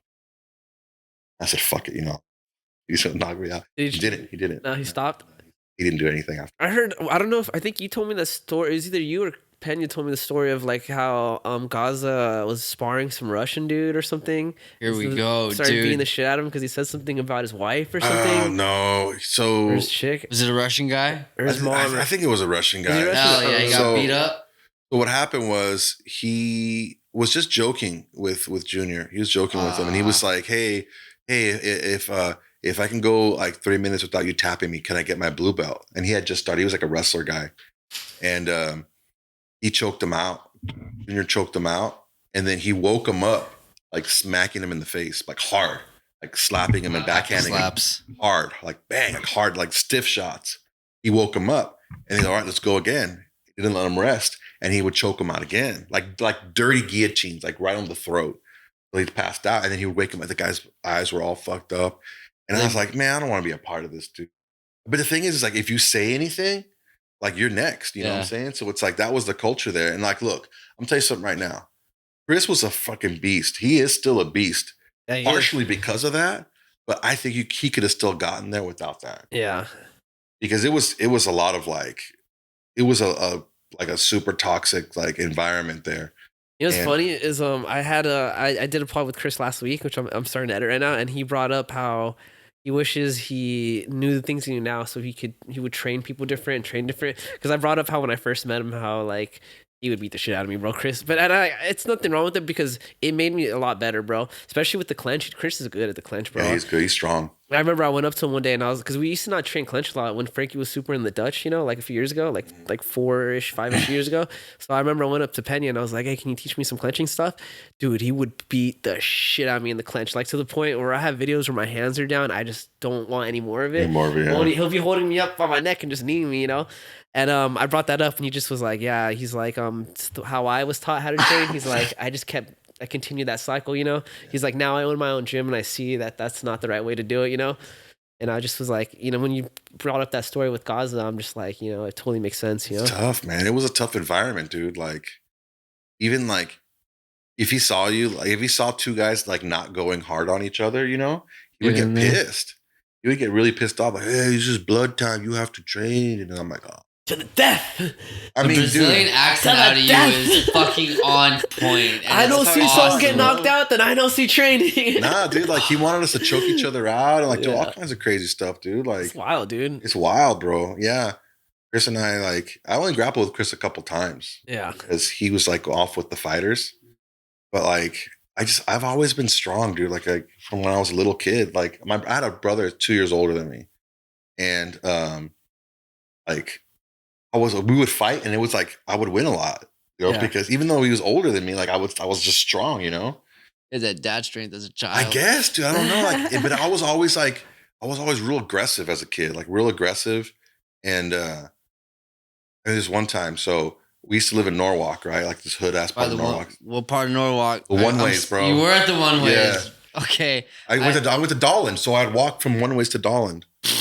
I had homies from like termites and shit like that when I was locked up. Like one of my pinochle partners was from termites.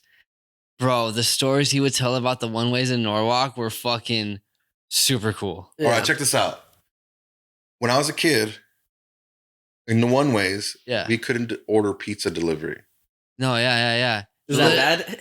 Yeah, Dude, they he would wouldn't go bring there. that up. They wouldn't go there. Yes, he'd constantly bring. He was like, I was probably like mid 20s, and this fool was like early 30s, and he jumped off the porch kind of young. Yeah. So same exact thing. He's like, bro, I'd have to walk to Pizza Hut. Or go we'd get walk to the food. gas station, like to the 76 station, and then the guy would pull up there, like the Domino's guy, yeah. and he would like there'd be like three other dudes just chilling there, like, oh, you got pizza too? All right, cool. And then they would just give our pizza there. Sick. That's where we lived, you know. One ways are. I mean, it's like I don't know, dude. It's like five dead end streets. Yes. They call the one ways because it's one and you don't come out, dude. Like, it's all one-way. cul-de-sacs, dog. The Fucking know your gangster. territory. Gotta know your shit, Yeah. homie. So we that's where I lived, and we were walking home from school, and these two guys were picking on my brother. I don't know if they might have the same grade. So I'm thinking he's probably like fifth grade. I'm like third grade or second and fourth. So I'm like, he's 2 years older than me, right? Yeah. And so these guys were like picking on my brother because my brother, like he kind of took a little later in life to come into his own. He was a little awkward. Like he was a real smart, real book smart, you know. He got picked on. But these two guys were picking on him, and I was like, man, fuck these guys, you know. Like I'll fight with my brother all day, but like if something fucking I'm allowed to make fun of Right. it. Not You're you. not allowed to make fun you're of in it. third grade. How old are you? 8, right? Fucking That's right pretty around young, there. yeah. Yeah, These for guys sure. are 10, like 2 years. I mean, that's a big difference. Yeah, when you're that young, yeah. I freaking tackled both of those fools, and I was just freaking bombing on both of them. Bang. And their older homies or older brothers from the one ways or what? No, it was just me banging on two guys. They're one way to knocking fucking out two the guys. ER. That's That legit was then. one way. My brother was like, he's just like looking at me. He's like, "You're dumb. Like, what are you doing fighting?" I'm like, "Bro, run! Like, fuck, I'm fucking Ricky! dude, right." And then these fucking fools, these guys get up and they're like, "Oh shit! Like, you want to fight us?" Like, "Oh man, you're cool, man." I'm like, "The fuck out of Dude, here!" heart Fucking check. shake your hand, dude. Heart Get the check, fuck yo. out of here. Yeah, that's Oh, what's Fuck out up. of here, man. You're taking me back to like my weird homeless days back in the, I was like living in South Central and shit. You saw that all the time. It was Yeah, so man. fucking funny to watch. It's crazy, dude. Like, I don't. Boys being boys, dog. Exactly. I've been in so many Exactly. fights, dude. I've been in so many fights when I was young, like just school, like being out places, like it's just, and it's like I must have a punchy face that people like want to fight me. I don't know. Or do you have a little bit of a fucking, when someone snaps at you, you're quick to say like, hey, fuck you, dude. The blunt, maybe it's because of the bluntness. I guess. You know, Bluntness I don't has- take a lot of shit, you know. But honestly, I'll tell you something right now. Ever since I started training, Uh-huh. I haven't gotten into any fights. That's facts, though, bro. And that's one thing I tell a lot of my friends that have kids that are like getting in trouble in school for fighting or I've been whatever. training, bro. It sounds counterintuitive, but it's like, trust me, they're not going to want to fight once they learn how to fight. Wait, what do you, People that know how to fight don't usually no, go not that part. But back it Counter- up a little bit. counterintuitive. Who's in school? The parents or the kids? Kids. The kids. Kids. All right, for sure. I'm sorry. Yeah. I was thinking of like the you know, that weird, No, my Teen homies- mom and shit. that Yeah. weird Anaheim. It's an Anaheim thing, Let's baby. get ready to Gotta rumble. be, 16 and pregnant. Yeah. Anaheim, baby. No, my homies and like they got kids, you know, Chin and stuff. I mean, not Chin's kids specifically because he's a good kid, dude, Mikey. But you know, I have friends that they have kids that have behavioral problems. You know, I always tell them, bro, put them in martial arts. I know you think they're gonna use what they know to their friends or their people they don't like, but trust me, they're gonna get humbled real fucking quick, dude, and they're gonna understand I'm a small fish, dude. You know, Dude, also, like, the thing is, I know how I felt at vulnerable. 19 or 20. starting to train, thinking I was a badass, being in shape, right? And these smaller guys are beating the shit out of me. I'm like, fuck. So when I started to train and I started to like learn what to do, it's like it's not even it wouldn't even be a fight. Like if I'm at a bar or a party or whatever, I'm not gonna fight anybody that's been drinking. Like it's not fair. Like it's not even. I've bought so many drinks for people, bro. I've bought so many drinks for people that did wrong to me. I'm like, yo, man, let me buy you a drink, bro. We'll just squash all this. Have a good time. Oh, cool. All right, all right. I've done that so much, dude. Like I remember the only time I've fought somebody since it wasn't even a fight. I was in Vegas with my ex-wife. The Mecca. So we're walking, right? And this guy, I think I had my grappling t-shirt on or something like the Ghazi shirt or whatever. And this guy's like, oh yeah, man, I'll fucking take you down. Like a guy that's like selling helicopter rides or whatever, right? I must have been in a bad mood because maybe I lost a bunch of money or whatever. It must have been because we were walking like a long way. You're not walking in the casino. We're walking outside, yeah. So we're go. walking and I was like, whatever, dude. You're gonna do shit. He's like, come on, man, I'll take you down. And I said, hey man, I said, where I'm from, you don't say that unless you're actually gonna do it. And the guy's like, you shoot? Nah, there was another dude. He looked like just like Dougie Fresh. Wait a minute. His partner, like, he did the dance and everything. With the iPad. Oh no, Slick Rick. I'm so God damn it. I wish you would have said Slick Rick with the eye patch. That would be sick with the eye patch. So Dougie Fresh comes at you. Dougie Fresh starts like being like, what, motherfucker, what? I'm like, dude, fuck you, dude. I was all pissed. It was hot. I was walking. I fucking probably lost a bunch of money. So he's like running at me, right? And I got so angry at my ex-wife, dude. She grabbed my right arm and she tried to pull me. And I'm like, no. Bink. So I threw my left and I hit him right on the freaking chin and he just went like this, fell around his face. And I'm like, let's go. Now you can grab me. Get the fuck out of there. Yeah. And I told her, it's like, do never, ever grab me.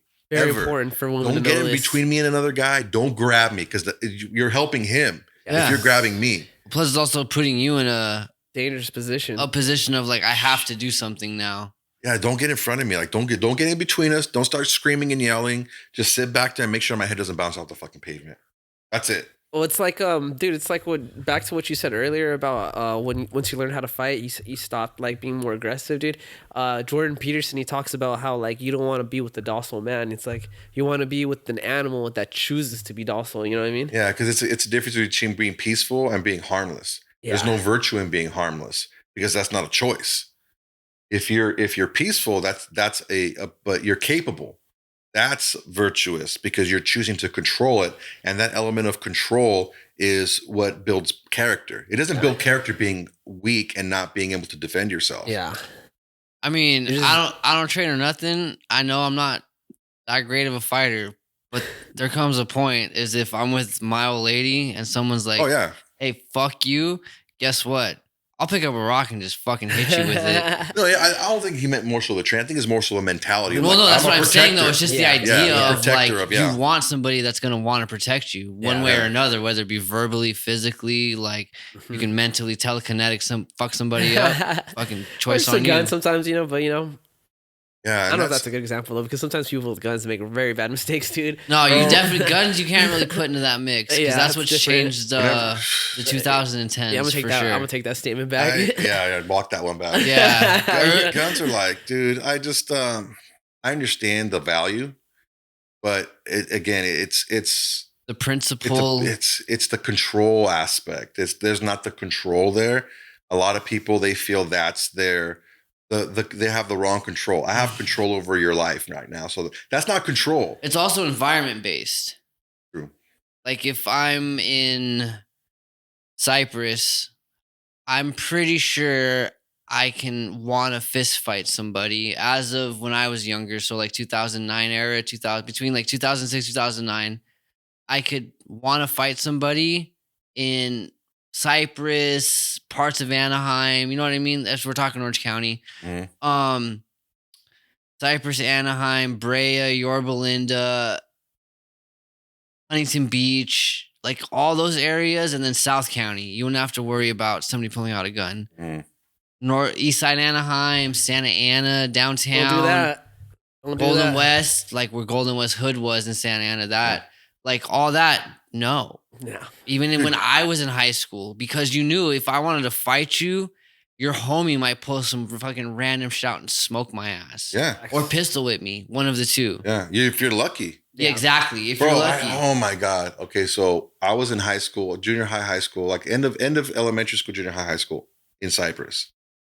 And right across the street, like from Cyprus, is Hawaiian Gardens. Mm-hmm. Hawaiian Gardens is much better now after because they got the casino and everything because they were able to get their police department back. Well, I mean, Hawaiian Gardens, the HG, bro. HG was not Hawaiian Gardens originally. It was What something was it before different. It was called Hate Gang. Dude, I'm telling you, Hawaiian Gardens, They was gentrified it.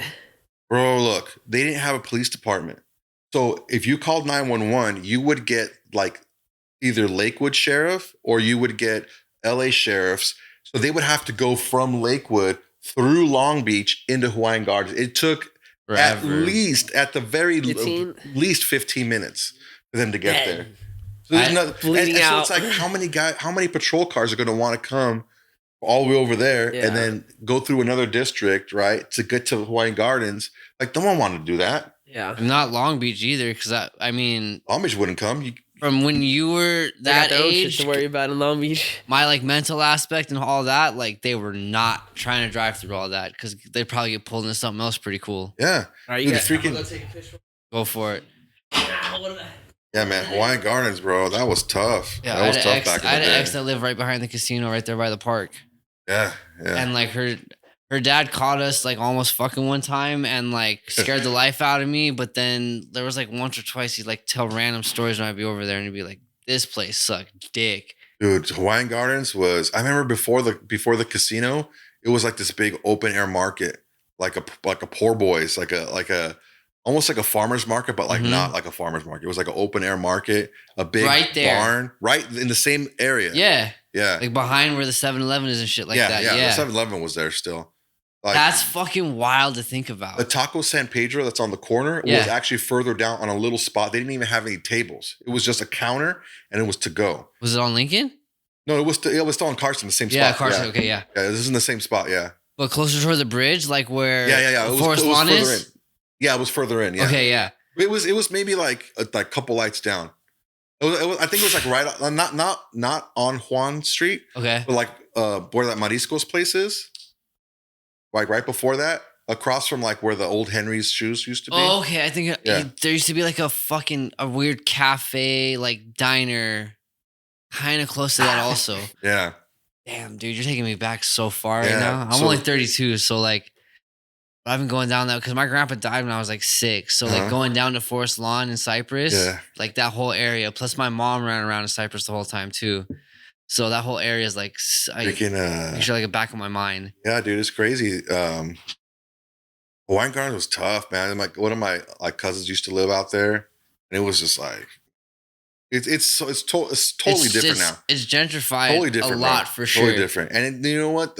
Like the city planners did a good job because that place is totally different. Did they get rid of the one ways or something, or are they still there? In Norwalk, I haven't been back, dude. I freaking left and never looked back, dude. That'd be a little trip to fucking drive through one day, especially if it is so bad. Shire Boulevard, Shire Avenue, I think it was called. Hell no, dude. Hell no, dude. But what do you call it? Hawaiian Gardens, like they did a good job because first it started with the bingo hall. I love Pepe's. Dude. The bingo hall first, and then they got a bunch of money from the bingo hall. And then they redid the whole casino. Now it's all indoor. When they were all tents. Yes. You know you're in a good community when you have a bingo hall. No, that's not true. Nothing but Hawaiians, bro. A lot of Filipinos and Hawaiians, bro. Yes. Because they all come through from Cyprus. Yeah, there. Or like Cerritos. Yeah, because Norwalk's still like extremely heavily Hispanic. I don't think that's ever going to change. Mostly, yeah. Bro, Pepe's though. What you know about that Pepe's? That's the Hawaiian Gardens, right? The Hawaiian Gardens, Pepe's, yeah. You been to Pepe's?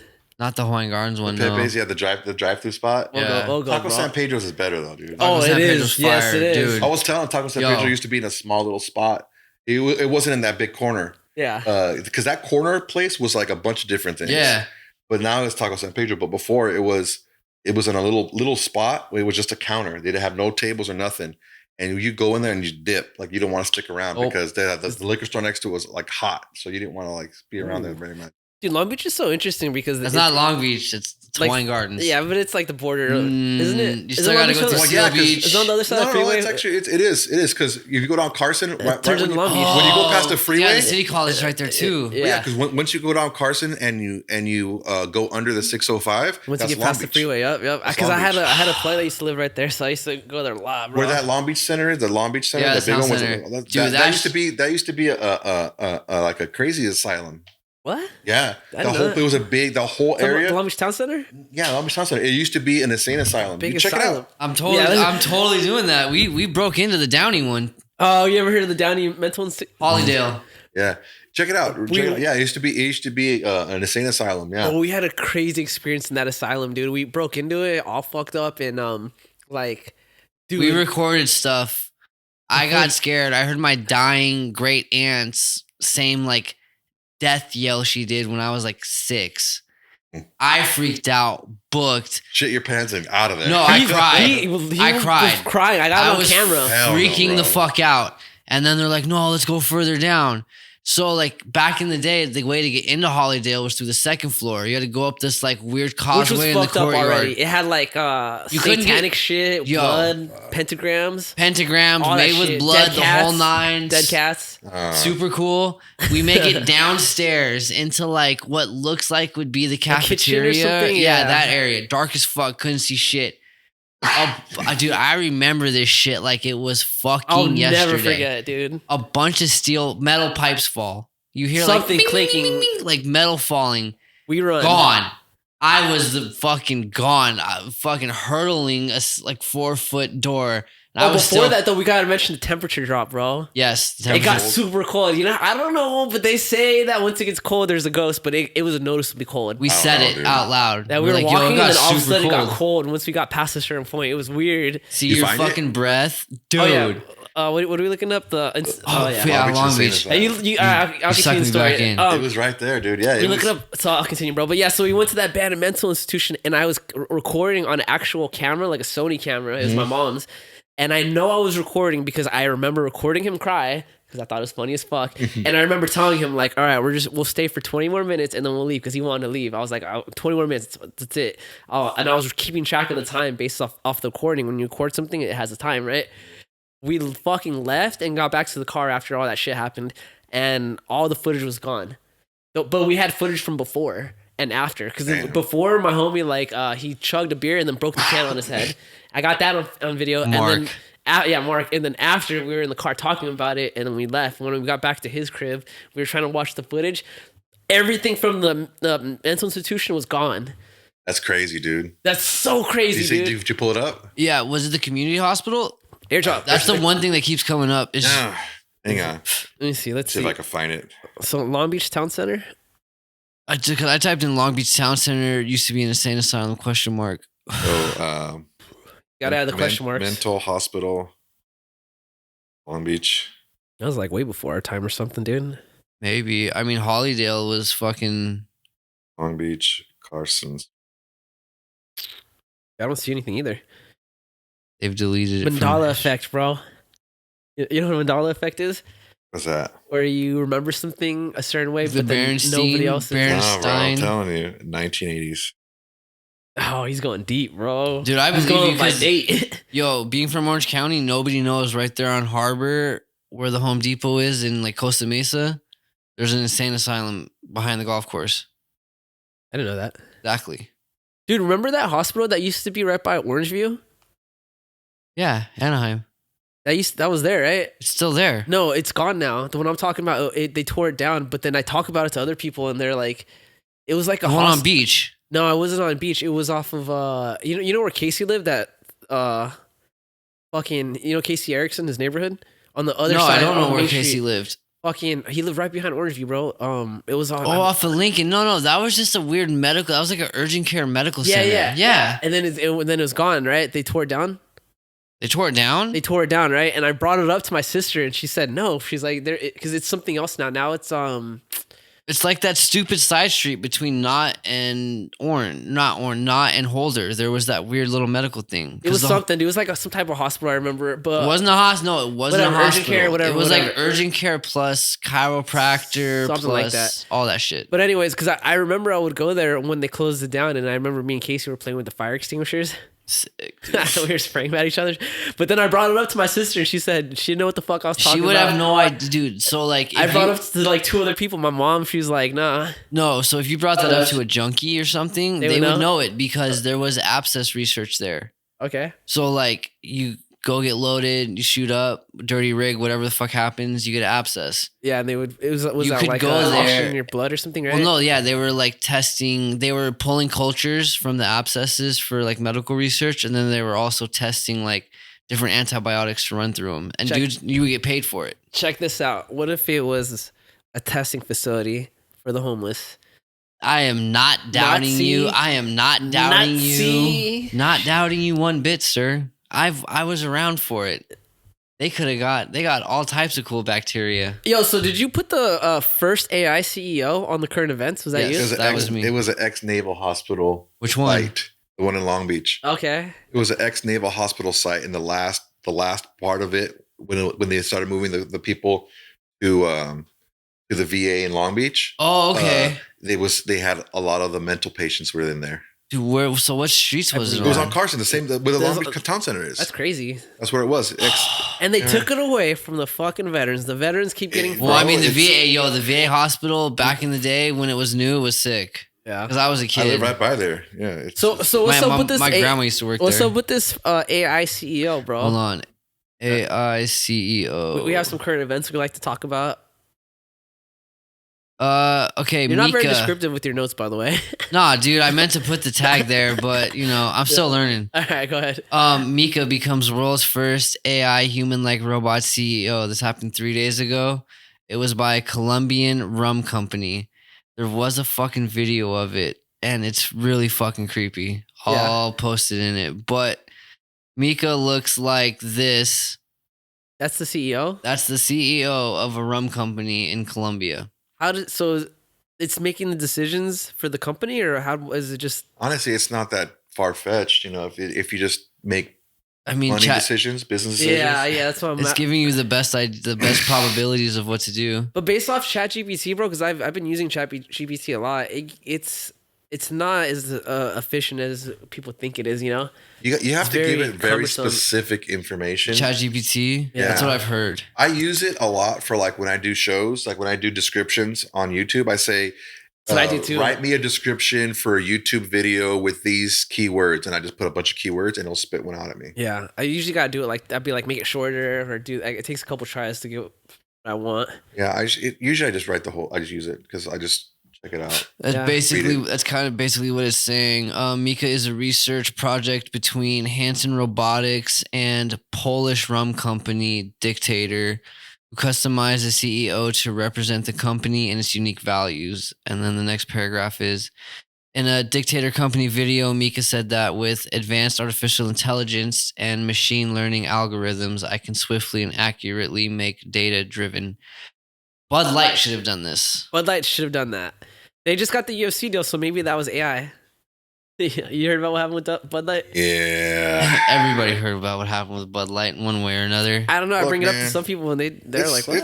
It's tough, man, because it's the issue of perspective, right? Like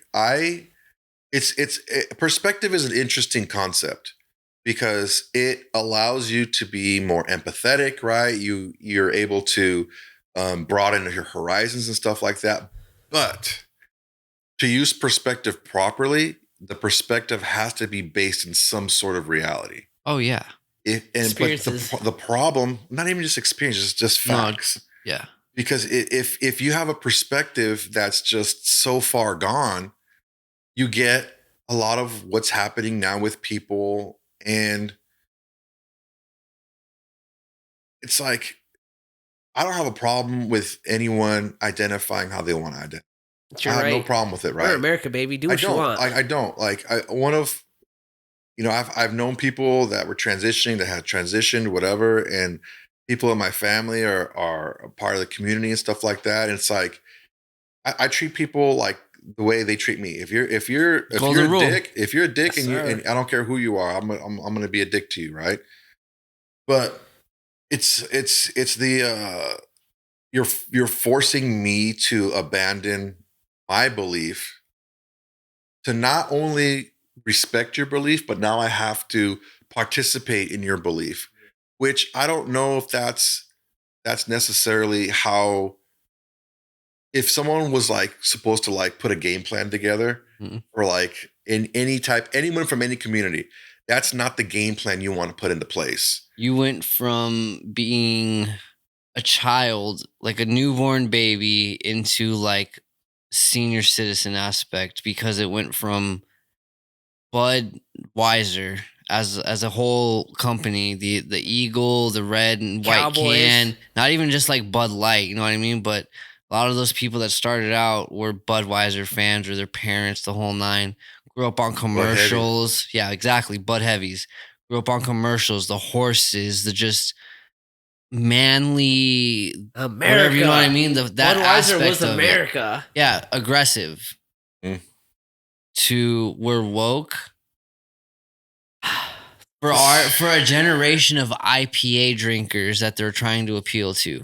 And I mean, I'm just being honest at this point. Well, they're like seltzer drinkers. I'm going to circle back to something we were talking about earlier. Fine, let's fucking do it, dude. Full circles. They started catering to a small, very vocal demographic, similar to what wrestling is doing now. Yes, is they're catering to a small vocal demographic. So now all the regular fans, right, that just like it because they love the storyline. They love the storylines. It's like now you're forcing a product on them that isn't really that good. Yes, because the people that are like the internet smart marks are like, oh, they like the spot monkeys. Like, I want them to do these flips and that flips and this and work great and this and that. And it's like, bro, you're not telling a story.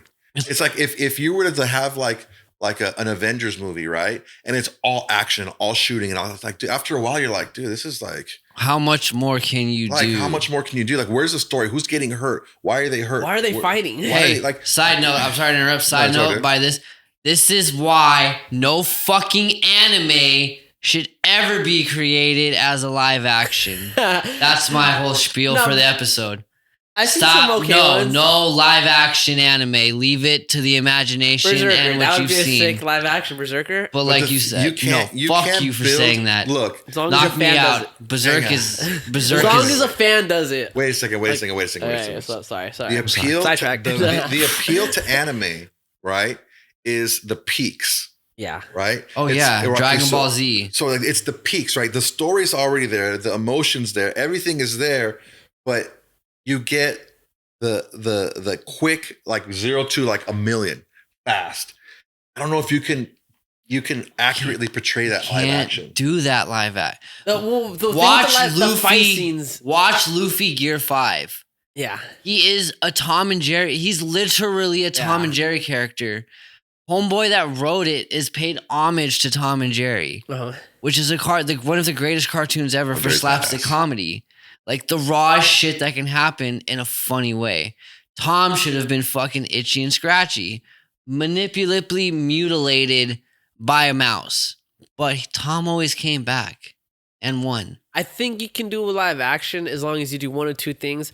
You got to have good money for the effects, and you got to have an actual fan. Without any type of regulated even with the fan, dude, I love the I'm sorry, I don't mean to keep. No, go ahead, man. This is like the thing. So for instance, oh, good. Luffy, I'm not super in it, but like I can appreciate it. Luffy, if you just because this is what's popping right now. Luffy in One Piece when he goes Gear 5 has been like foreshadowed for years, like 5 or 6 years now. That's a tough one to do in live action, though. That's what I'm saying. I'm pitting it against the hardest thing to do because like. Even a Goku, look at the last Dragon Ball Z live action. That was shitty. That was super shitty, bro. That's easy to do Super Saiyan. Blonde hair, green eyes. But it's not. You'd have to do something like I will give homage to like the Death Note. Because you have a demon creature, Ryuk, Yeah. that influences normal life. That was the best version I think so far we've done of Well, live yeah, and that's action. what I'm saying. Like, you can have really cool like space movies, live action, Yeah. Star Wars, this and that. Well, the Cowboy Bebop one, that wasn't bad, bro. It wasn't bad, That but it wasn't bad. definitely was over the top. Like, The that's the acting thing sucked. about the acting sucked though. recreating anime is people have such an image built up Yeah. for That's a why you lot need of a these fan. You need animes. a Like, fan. especially One Piece. That I was a kid. I was 10 years old when One Piece came out. Never fully started watching it until like the past 4 or 5 years. But like, even since a kid, I know what Luffy looks like. Zoro's always going to look the same, the whole nine. Yeah. And even the live action is just off because there's such a present image in someone's head of what it Yep. should be. Yeah, I'm gonna fans bring do it back super old school to you Let's- guys. here we go, I'm dog. I'm way older than you guys. I might know it. But the cartoon Here we go. Speed Racer, Fucking Oh, love okay. it. Oh, did they do a live Live action? action it was sucked. They did. I never Horrible. watched it. I didn't watch it. Look, So I was gonna ask. you're building up the hate between Speed Racer and Racer X, right? Mhm. You're building up the whole series, and then you get to the very end. Spoiler alert: it's fucking 40 years old. Big deal, right? Fucking watch it, you fucking lames. It turns out that Racer X is Speed Racer's brother at the very end. One of the biggest classic twists. Huge reveal. Very in common in anime anime history. though. Very Huge common in reveal. anime. But it's No, like, that was one of the birthrights of that was that one though. of the first ones. Yeah. It was like in the 70s, Yes. early 80s. No, Something but like I'm that. saying it's a common theme in Yeah. anime where the protagonist and the antagonist are like brothers or father and son. And guess So what? crazy. Unless you're like usually a hardcore anime fan, you kind of don't pick it up off rip. Yeah. Like a lot of people, like obviously I'm a weeb, hard as fuck. Nerdy, So dude. like I'll sit there and watch an anime with my chick who doesn't watch it a lot, and I'll be like, "Oh, this is about to happen," or this and that. And she's like, just doesn't "How? understand. How do you know this?" I was like, this "Dude, happens in every. I've seen classic. the original." Evangelion, the greatest mecha anime, is Yeah. like the birth of like why kids hate their parents in anime. It's Well- just like one of those things. Well, mecha animes are very different. It's very Not political. Evangelion though. Very political though. Evangelion's super political, Yeah, religious, all the whole mecha. nine. That's the thing about mecha animes though, is they're very political. Yeah. But I'm Depression. gonna bring up this current event real quick, dude. Do you guys know who Ethan Klein is? Ethan Klein, he has a podcast called he has a YouTube H3. channel called H3. At first he just was doing just random content and stuff like that. He got I think he's the biggest YouTuber I think right now He besides was one Mr. of Beast. them. Well, didn't he had the show on? What was the cable channel back in the day with the chick that when they turned into web, she like totally bombed the channel. We talked about it on the pod. I don't know what you're talking about. This channel is bullshit. This, that, and the Oh, other. his wife or something or no? No, it was one of the hosts of one of the shows. I don't know. What was the Fuse? No, it No, wasn't not Fuse. Fuse. So this dude had a YouTube channel, and then he started getting like really like leftist and political and stuff. So he got one of the things people know him by is because he brought Jordan Peterson on his show. You know Jordan Peterson, right? Drew Pearson. And he was like in love with Jordan Peterson, like, oh, this guy's tight, he speaks the truth. Like, I want to model my life like him. And then people started hating on Jordan Peterson because, like, you know how he was about like males do male things, females do female things, right? To an extent, yeah, I remember that. Yeah, people got weird about like, oh, why can't a female do a male thing? And he was like, well, because biologically they're different. You know what I mean? It's anyway. So he got hate for that, and then Ethan Klein sided with the fucking culture, and he deleted the episode and started talking all this shit on Jordan Peterson for like a year straight, just talking shit on him, right? Anyways, Jordan Peterson made a video because they became friends before all this, and he told him like, be careful with feeding into that ideology because when you start becoming part of the cancel culture, you have the risk of becoming the canceled, Anyways, he recently he's Jewish, and this whole Palestine-Israel thing, like he started talking about it, and obviously he's on the Israel side because he's Jewish. Now he's getting canceled by his own people, and it's just so fucking funny because It's nuts, man. merry Because go look, down turns, bro. that's why. That's a view you don't want to fucking as a podcaster. Or Yeah, like, I try to stay away from that. We've been talking about it. yeah, all the we're time. talking about it, but I'm not like, No yo, hardcore stance though. No way. Israel needs to have their land and nobody else should have it. Like, Dude, look, it's a shame that people hear Hamas and they think Palestinians. Yeah. it's Yes. different. It's It's not different. the same thing. No. And people they just swallow everything whole. They get information and they're just like, okay, blah blah blah. blah. they watch They a just fucking don't know. episode. Yeah, They yeah. watch an episode of somebody on Fox talk about it, and here Or they're just like, whoever, yeah. yeah, exactly. I have this burning light now Yeah. from one episode of something. Yeah, and now they know everything, and they're just regurgitating what they hear, and it's like, look, man, I don't like. I know what it's like to come from a country that's fucked up. Like Mexico is not the same Mexico that I grew up with, because I won't even go to Mexico anymore. It's We talked screwed about up. it. It's We talked screwy, about it bro. on the last Right now. episode. We And, did. and you remember like a Queen and Suze and all, and those two girls. Yeah, those two, yeah. Okay, I have like them on IG or whatever, and like I hit them up and I'm like, how are you guys doing? Like, are you guys Oh, they're cool? out Are there? you guys good? No, they're here. No, they're here. It's like, dude, like their hearts out there, like family, like oh, That's their people. They're people, bro. So I hit them up and I'm like, dude, like I feel like I should check up on you guys because I know what it's like to have what I thought of when I was a kid not be anything near that anymore. And so I always hit them up like, hey, you doing? Because they'll post stuff and like heartbreak, whatever. Like, are you guys good? Like, you guys need anything? You want to talk about anything? Like, just let me know. Like, shoot me a message. Like, because that's terrible, man. What is happening over there? Sad, dude. And it's like I don't necessarily agree with us siding so strongly with the side and like giving all this money up and all this stuff. Like, that seems to me to be something that we can be like, all right, man, you go and handle that yourself. If you want to take this extreme stance, you can go ahead and take that extreme stance because honestly, you know, our government is doing a really good job of turning people against them. I mean, well, look at what Ukraine and Russia, bro. I mean, dude, we're just a country built on war. 100%. But Ukraine and Russia, bro, early in the war, the first year of it, Ukraine was talking about coming to some type of an agreement with Russia, you know? And the agreement was going to be like, basically everything would have stayed the same. Russia could have kept Crimea and the Donetsk region, you know? And as long as they take their troops away, they're like, all right, we'll be cool again, you know? Biden and the United States basically told him, we can get you your land back. We can get you all this territory that Russia had taken over in 2014. Just keep fighting. And then now they're in this position to where they're at a stalemate and the U.S. kind of doesn't want to give any more money to them, you know, while Russia is still putting everything into it. It's not popping anymore, dude. Now that deal's off the table and it's like, it's fucked up. Yeah, that land was taken. It sucks, but at the end of the day, that part of that whole area, they're more Russian than fucking Ukrainian, bro. You know what I mean? That's why Russia was able to take it, you know? Yeah. It's not our business, dude. It's tough. I understand why we get into these situations because it's in our best interest to do, you know, X, Y, and Z because you think the long game, right? Well, I mean, that's like one of the biggest conspiracies. I'm sorry to interrupt, but like that's just one of the biggest conspiracies about like I think it was originally mainly the Middle East and then it evolved into like what it is today. But like there was like a 25-year plan for wars with America being involved to get them out. And it's just like we're just feeding into the cycle of it because I wouldn't doubt it. Never I mean, is. it's when you look at things and you step back and look at something and it doesn't make sense, there is another motive involved. There always is something else involved. So it's like power. You're telling these Palestinian people they can only go to this region, and then you start bombing that region.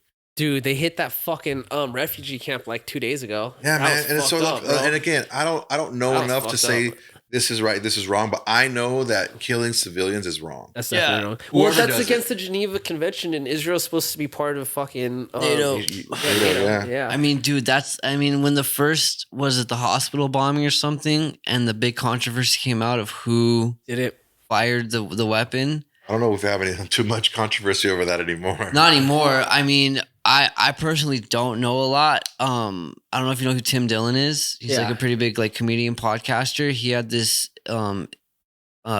Jewish chick on, Israeli chick, whatever the fuck.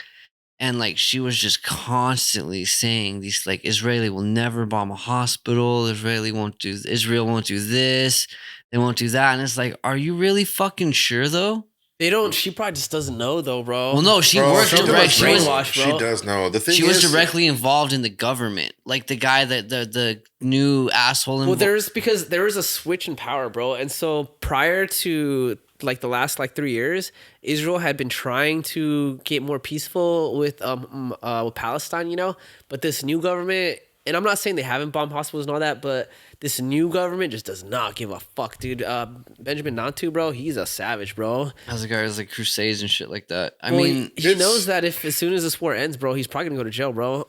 So it's within his best interest to continue this war, bro. And it's like it shows, bro. It's like he just sent ground troops in this week, which everyone was saying like, wow, you've already fucking leveled the fuck out of Palestine. Like, there's no reason to send troops in at this point, It's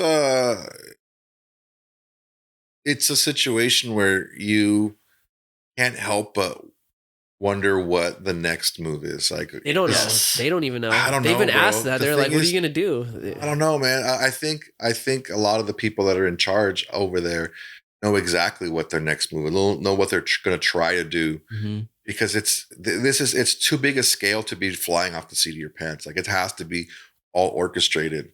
There's too many other superpowers involved in something like that, growing to what it has. Because, like, I don't know, when I first got sober, that was 2000, or the second time around, it was like 2018. So the following year, around 2019, there were the random missile strikes from Palestine trying to get through to Israel. They didn't happen. But it was like kind of like the same tension, but not like what it is now, where, we're just going to blow up a bunch of fucking shit and see what happens. Yeah, we're just going to like eradicate everybody. It's just, I don't know what the basis is. I don't know where the foundation of all this is. It's more than just land. No, yeah, it's visceral, dude. Yeah. It's like they want to just eradicate. It's in their DNA at this point, because it's been going on for so long. It's so fucked up too, because I feel like the Jews should know better, bro. They went through the same shit with the Germans, bro. But the problem is, it's in history, in time. Just give it time. Someone's going to be the hammer and someone's going to be the nail. Yeah, it could be the other way around. And yeah, exactly. And it's really easy to preach peace when you're the nail. It's really hard to do it when you're the hammer. Yeah, it's facts. You have the ability. Yeah, I guarantee you, if Hamas had the power, they'd be doing the same to fucking Israel, bro. But that's why when you're the fucking hammer, it's like you gotta be level headed, bro. It's a great power comes great responsibility, bro. Yeah, right. Batman, my guy. It's like when we talked about sergeant training and stuff like that. Like, it makes you look at things different. Perspective. Yeah, get more perspective again, but the perspective's got to be rooted in some kind of reality. Has to be. Because if you're like a guy in a situation, and the reality of the situation is, I'm gonna have to get down right now because shit's gonna. All right, that's your reality. You can't just be peaceful Joe. You're gonna get knocked out. Yeah. So yeah, it's fucked up. The whole issue of the whole concept of perspective is difficult, because a lot of times we only look at perspective from our vantage point looking out. Yeah. We rarely look at perspective from someone else's vantage point looking in. That's hard. It's hard, man. It's hard. And on a level like that, for sure. Yeah. And even on like a personal level, it's really difficult, because people don't like to look at themselves, man. They don't like to look at themselves very much. It's hard. I mean, like, what's that saying? Like, we've never seen our face before. No, yeah, for sure. It's like we've only seen it in pictures and in mirrors and a video. We've never seen our actual face before. And the issue that we run into is, people will do weird things to preserve their ego. Yeah. And that's why you get a lot of delusional people. They're lying to themselves about things or whatever. And our mind will even do it to small levels, Or great levels. Or depending on your mental capability, for sure. Depending on what kind of weird shit you've done.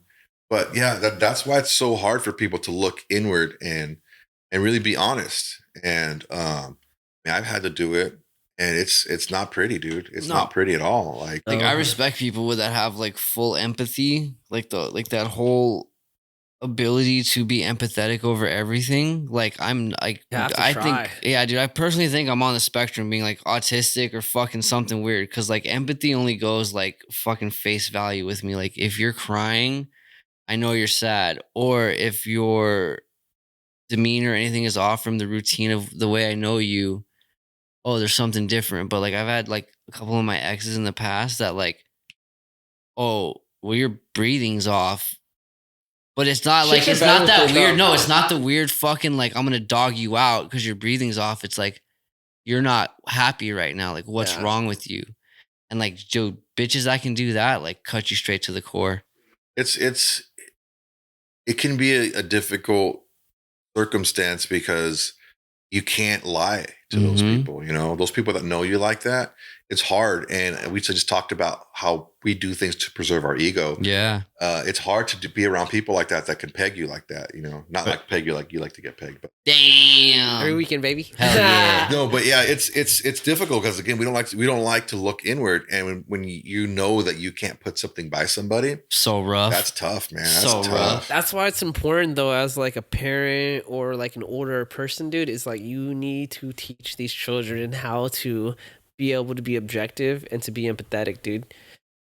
It's important. Yeah, dude. it's hard, man, because I think what we're doing, a lot of parents are doing now, is they're taking it to the extreme. Coddling. Yeah, it's tough, man. It's tough. You see a lot of these parents. 'Cause the parents that we get at the gym are fucking awesome, dude.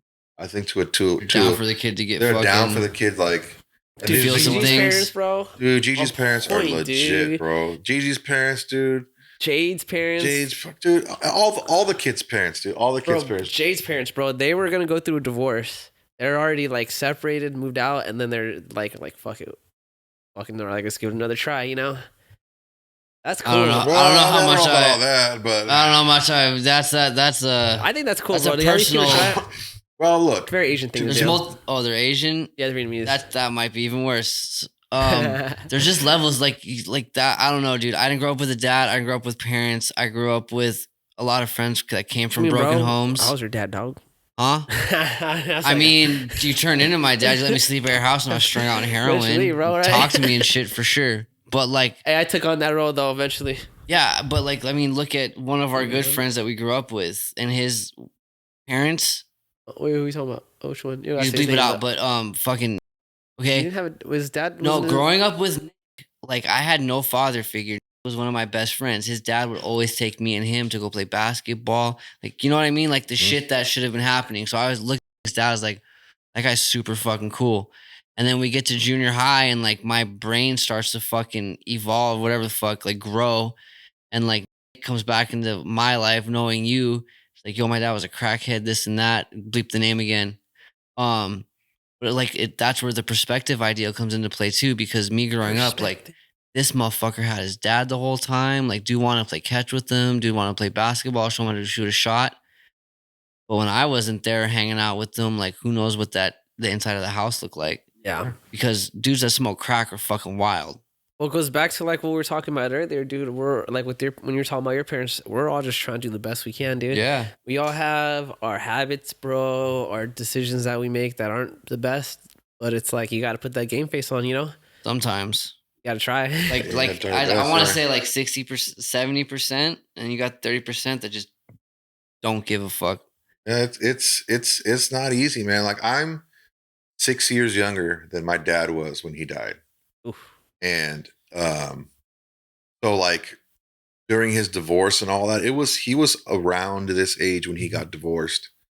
And I think we got divorced like right around the same age. Like he was a couple years older than when I got divorced. Yeah. Crazy. And I get it. Like I understand. I can't even imagine like having kids and then not really seeing them. And The place to put you in, shit yeah, like it's that. tough, man. It's tough, dude. Like, you know, a lot of things happened that were poor choices on his end that kind of shaped how like the subsequent years happened. Like Yeah. he like ended up he was like seeing some girl like embarrassingly soon after my parents split up. And then he had a kid like a year after that, and it's like dude, that's really quick. And this kid, like he's my brother, he's my half brother, you know. I have no idea what's going on in his life. I've probably seen him probably 5 times in my entire life. One time as an adult, the other times he was a little kid, and I've probably spent a total of 8 hours with the kid. Like I don't know him, dude. Like when people ask me, like just earlier today, he asked me like, oh yeah, you know, like about my family. Like I don't mention him because honestly, like it's not that I'm trying to exclude him, but he doesn't pop into my mind when I talk about my family. No, yeah. I mean, I have The story is my dad liked to just start new franchises type of shit. He's Franchisee. making Yeah. a team, bro. NFL, baby. I have two sisters. Johnny Appleseed. Like I have two sisters. One of them's full and one of them's half, but they're my sisters. But then I also have like a stepbrother and like a stepsister or two that I do know about. But like random Facebook, random interactions like that, like you're not my family. Like I got what I got. It just is what it is that way. Yeah, man, it's tough, you know. Like, and part of it, part of the separation was it's not his fault, and I do feel bad about that because it wasn't. He's a little kid, you know. But like what it did to my mom, like, and like I mean, I had to deal with that. Like, it could have also been too, though. Your dad was just coping with. yeah, the that's what I'm best saying. he Is could, like you the know? decisions were not always the best, you know, and he wanted a family. He wanted like, you know, to feel like he was close to someone, and like You got to start over in his yeah, head. his kids were getting older. Like my brother was going off to college. I was in high school doing my own thing. My sister was a total like mom girl, you know, and you know he had his, you know, his issues too. So I'm starting to realize a lot more of that, especially when I got divorced. And I'm like, that's why he made the decisions he made, probably because he was lonely. He needed to feel like, part of the reason why it was such a good starting point for me to have a lot more realization was after my accident. One of my neurologists was like, "You should start doing therapy." Yo, I'm doing therapy. Like I did therapy. Like no, not it's speech therapy, not memory therapy. No, that the talk good therapy. stuff. Yeah, Yeah, because she's like, especially men in this society, Stigma. they identify so closely with what they do for a living. I couldn't work for a long time.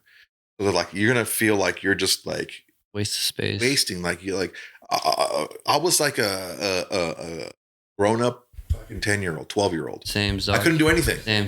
I couldn't do anything. I couldn't drive. I couldn't like, I could make basic stuff for myself to eat. I needed people to do stuff for me all the time. So, I started doing therapy, and that opened my eyes a lot. And honestly, once I started doing therapy is when my marriage like took a total dump, dude. Self-realization. It was crazy, man. It was crazy. Like I started seeing a lot of these toxic things that were happening. Like, I wasn't an angel. I didn't do anything like, I didn't cheat on my eat or any of that stuff, right? Mm-hmm. We argued a lot because we had difference of opinions on certain things. And it turns out that once I started getting a little clearer headed, he was an alcoholic, legit alcoholic. And to the point where like when she finally moved out of our old place, I would find like 30 racks of natties of anything with a bunch of filled with beer cans. Yeah. Like in the closet, in drawers, empty beers in drawers that she hid, stuff like that. And it was tough because when I was coming back from my accident, right, that all was normal. I thought it was normal for someone to go out with their friends and not come back until the next day. And then like be home for an hour, shower and dip. Yeah. So it's like that all became that's look, did she do the right thing by saying she wanted a divorce? Yes, because we weren't right for one another. Did she go about it the right way?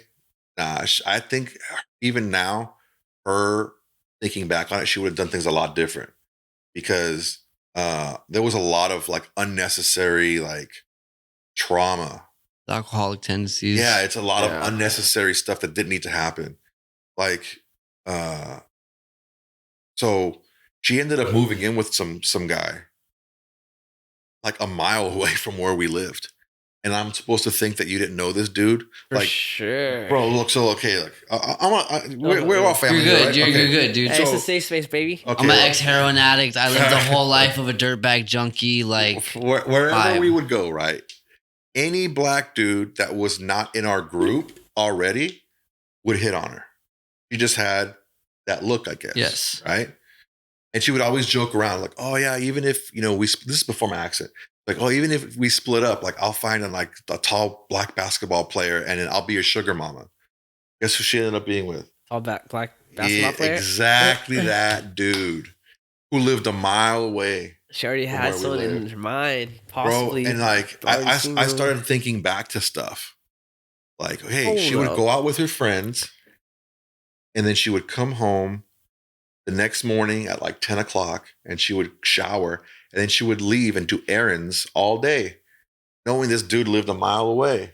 Yeah. And I'm sitting here at home, like recovering, Yeah. you know, and that I'm never gonna forgive that.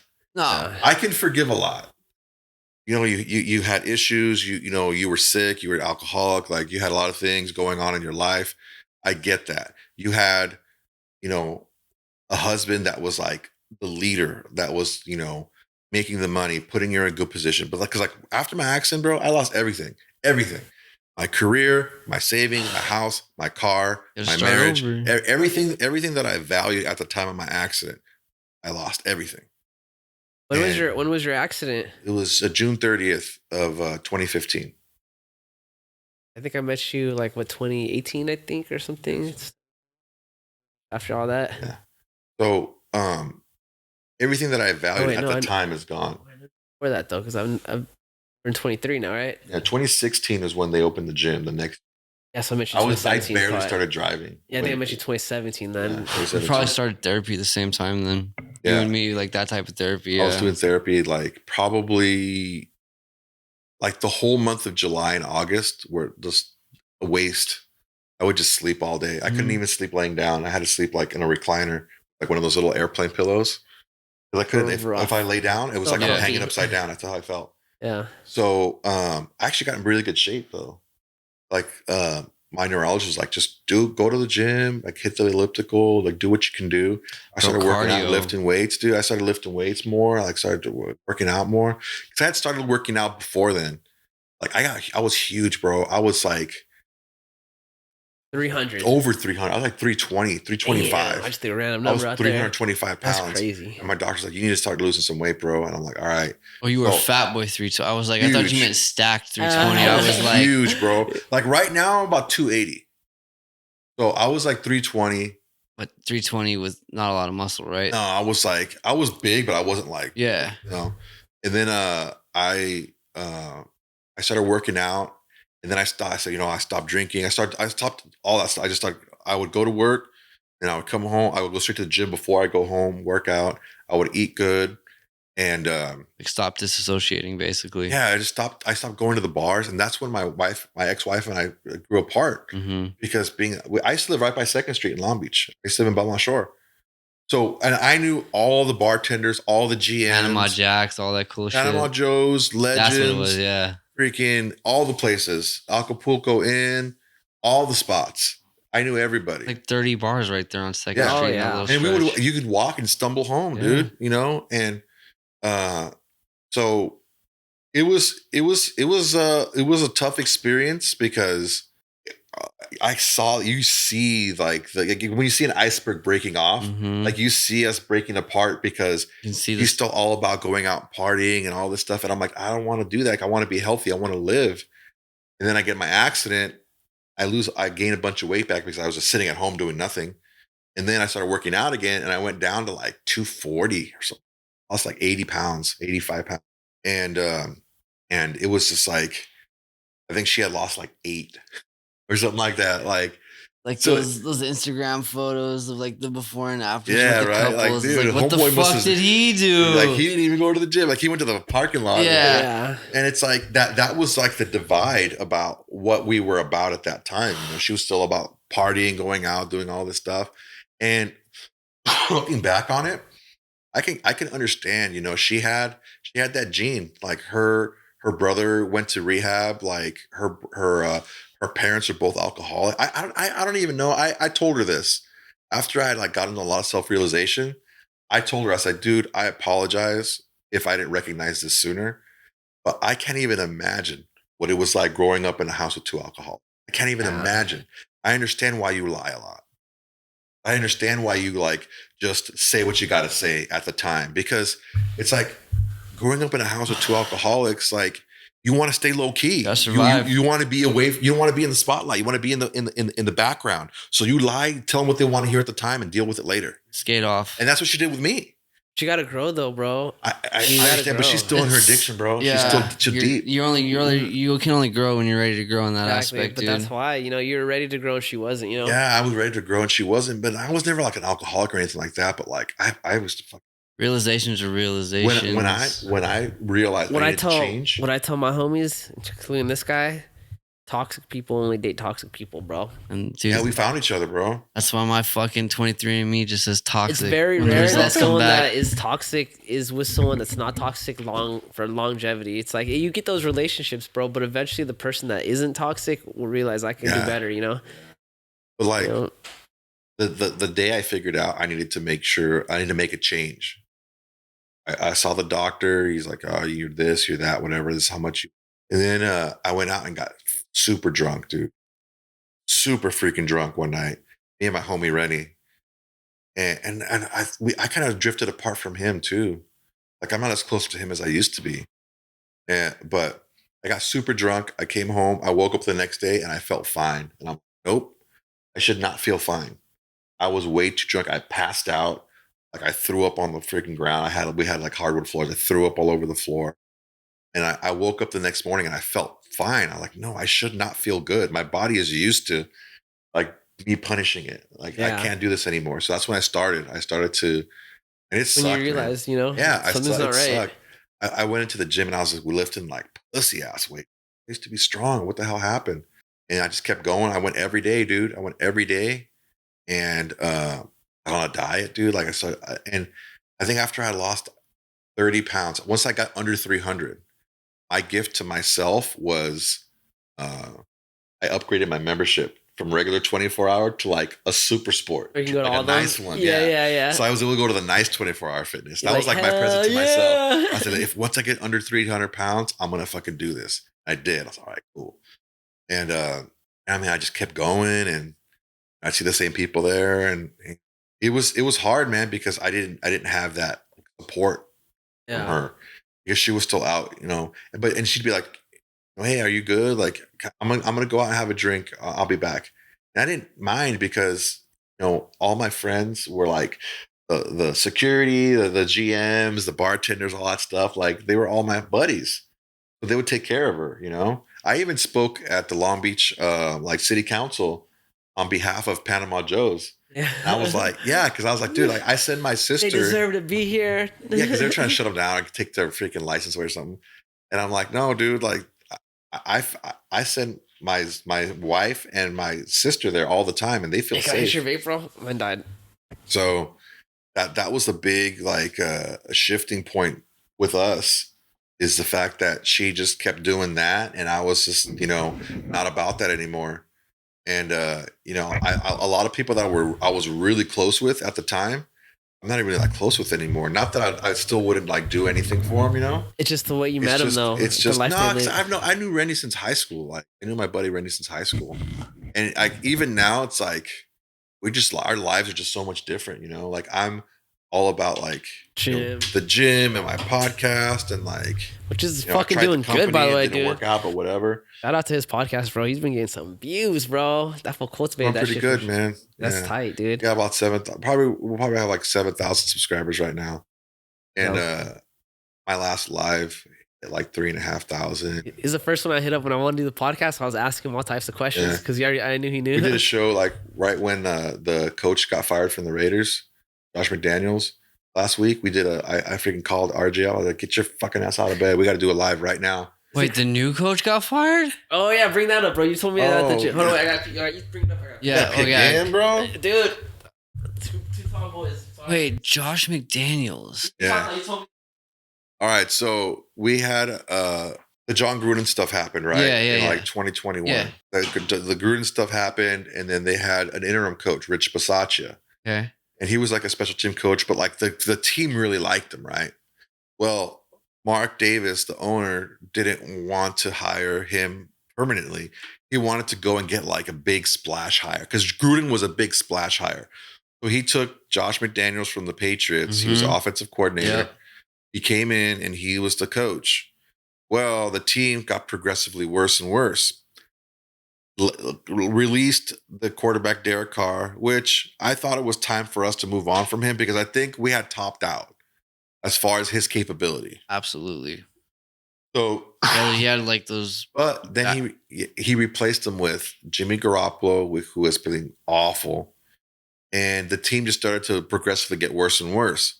The issue that they're having is he was a dictator. Josh McDaniels was more of a dictator. He didn't know how to appeal to the human element, especially with how do you appeal to a 20-something-year-old millionaire?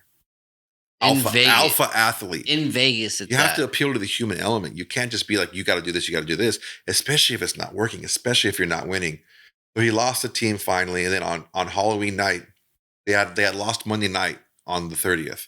31st Halloween night at like 10 o'clock, I got a message on my phone. I was literally in bed, like ready to go to sleep.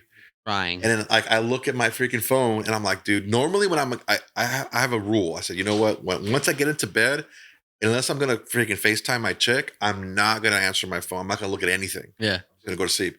A message comes up and I'm like, yeah, I'm gonna check it out. And it's like news, Mark Davis fires, Josh McDaniels and the GM who came from the Patriots too. And I was like, what the fuck? And I sent the message over to this chat I have with like the other guys from the show. Well, Rory doesn't do it anymore, but RJ does. And I'm like, hey man, you have to get on. Like our prayers have been answered. We got to freaking, hop on and do this show, And he's like, no fucking way, let's do it. So we hop on live. And that show has over 10,000 views. We have like shorts and clips at over 50,000. I'll get there one day. Yo, you gotta be on it, bro. When shit. Dude, I'm plus telling the black hole is vast. It doesn't have to be like perfect quality. You can hop on and do shorts from your phone. Shit pops off, and as long as you freaking hashtag everything right, and you get the good tags out there, like and good description. That's why I use Chat GPT. Use good descriptions. Like you can get that stuff out that's topical. The best ones are stuff that are timeless.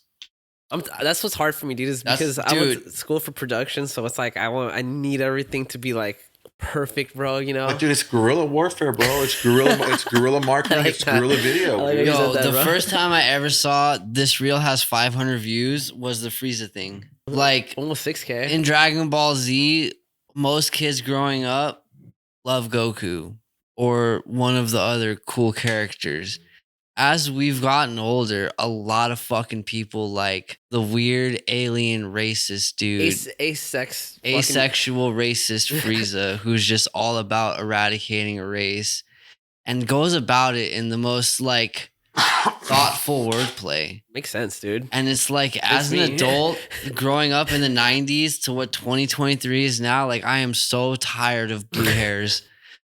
Fucking like I get what he's saying, and you can substitute my blue hairs for whatever cool thing you don't like. Hey, Palestine Israel's doing that right now, exactly. Bro. So, and that's why we make it funny when we can around here. But yeah, it's just like what it comes down to is Frieza's just like, I don't like this shit. I like what I like, and I feel like that's what the generation kind of has become. Like major fucking TV's failing. Everything's about streaming, and in streaming, there's all this sub things of like about being niche. Like I just like Euphoria shapes people. Fucking the random cool shows on Netflix will literally shape how someone acts their life, like Stranger Things, whatnot. So the idea of it happening is just too real to me. It's out there, man, and it's about instant gratification, instant content, instant that's info. Though. But the thing is here's the problem with that. I think people, especially now, have started to blur the line where it's not even there anymore, where they confuse information for knowledge. Yeah. Where, I can get on my phone and I can get any info I want. It doesn't teach me how to process and use that information to benefit not only myself, but others. It's like, it's just data. Why your teacher wanted you to show your math work. Yeah. Like how you got to that answer. No Chat GPT. It's about long division. Yeah, man. And it's happening when I hear people talk. like younger people a lot of times, I hear them talking. I'm like, dude, like you don't know what you're talking. You're spitting out stuff that's true, but you're not. You're putting Legos together the wrong way. Yeah. Like the stuff fits, but the way you're thinking about it, it's Or you're not built. You don't understand how the foundation was built. It's like, I mean, you can build a house, but it's like you don't know exactly like what it's on. How it's standing. it's hard, man. It's hard to. I feel like I'm a victim to that too, though. It's I think everyone is to a certain extent, for sure. For sure. Me and this one, we have conversations and a week later, like, oh, people went through 9/11. Oh yeah, dude. What brought the country as close as it can in that time frame has turned into, while still bringing us together in 9/11 memes, is like why we kind of don't trust the government anymore. Like the beginning of it. Oh yeah. So it happened, like, Vietnam was another one. Like, yeah, and we just repeated with some other Korea. Like, there's a lot of stuff that happened. Ukraine. A lot of stuff that happened that the first time and the second time with Ukraine. Or it was easy in like World War II. Like, hey, get behind and buy war bonds and this and that. For sure, because it's a lot easier because the access to information was limited at the time. You read newspapers, you listened to the radio, like that's how you got your information. And then when somebody came out with like maybe some facts that went against that, they were brutally just like beat down for it, right? And now you're able to get a lot of information, but you're not thinking critically with that information. So it's just you form an opinion and so like I heard this quote and I think it's super freaking accurate. Strong-minded people change their feelings to fit reality, and weak-minded people change reality to fit their feelings. Mm-hmm. So a lot of people, what they do is they turn facts around to make it fit what they feel and how they want to feel. So they'll look at a certain aspect of things and they'll ignore a bunch of other stuff just to pick and choose. And it's like reality isn't a buffet. You can't just pick and choose reality. Like it is what it is. And it's be objective. It's not Burger King, bro. It's not have it your way. It is what it is. Like facts are facts, right? But it's like if you're coming into something where you're trying to prove a point before you even get information, it's going to be like information bias. Confirmation bias. Excuse me. You're going to just pick and choose what fits your argument. Absolutely. It's also based on like just the aspect of, if say for war, for instance, like why to hate with like for the Hamas Palestine compared to World War II. We know Hamas and Palestine absolutely hate each other based on based on all the things that have happened over history, right? World War II, you literally had Hitler screaming at the top of his lungs in speeches, this, that, and the other about the master race. Like you had a fucking full face value of why you wanted to not like this dude. And it's not that anymore. Like if Kim Jong-un or the whole Kim Jong family of North Korea didn't go the way they went about it, of a mythological being the leader, they could have probably fucking started a war with somebody at this point. But they've put such a pedestal on their leader that there's always a spotlight on him. Saddam Hussein, you look at these same figures in history. It's going to be impossible to have another Hitler. Because there's too much access. He's not going to be able to get to that point. No, there's not enough closed-minded people to be brainwashed into the aspect of it. Because 50 I don't think so. I don't know though, bro. I can see. Okay, if Trump, look at Trump. Trump's our lost supporters. Trump was the poor white man's with the H first savior, and now he's kind of switched on his speeches from being full about it to being a little bit more reserved, and they're on the bubble. I think we can, and I think we will have another Hitler. It's just a matter of time and situation. You know what I mean? It'll be AI based. It's going to be something. It's got to be a lot more intricate than standing in front of 70,000 people and giving speeches. It's going to be a lot more different. It's going to be a lot more intricate than that. A lot more subtle. That's why we're never going to have anything like that again. Can we have somebody that can do a lot of harm around the world? Yes, we're just going to be all people that try. but it's not gonna be as in your face as that. Well, what's that one dude that's in charge of the World Economic Forum? I don't know who the fuck you're talking about. You will have nothing and be happy, or you will own nothing and be happy. You know what I'm talking about? Oh, the weird white dude that looks like He wears like not Warren Buffett. No, not Warren Buffett, but he wears like that fucking like the Harry Potter cloak and shit. Or he's this weird old white dude with like kind of, I don't know how to describe him, but he basically talks shit on the poor and says why the government wants to fuck him. It's the same guy that says he knows who the owner of Bitcoin is, right?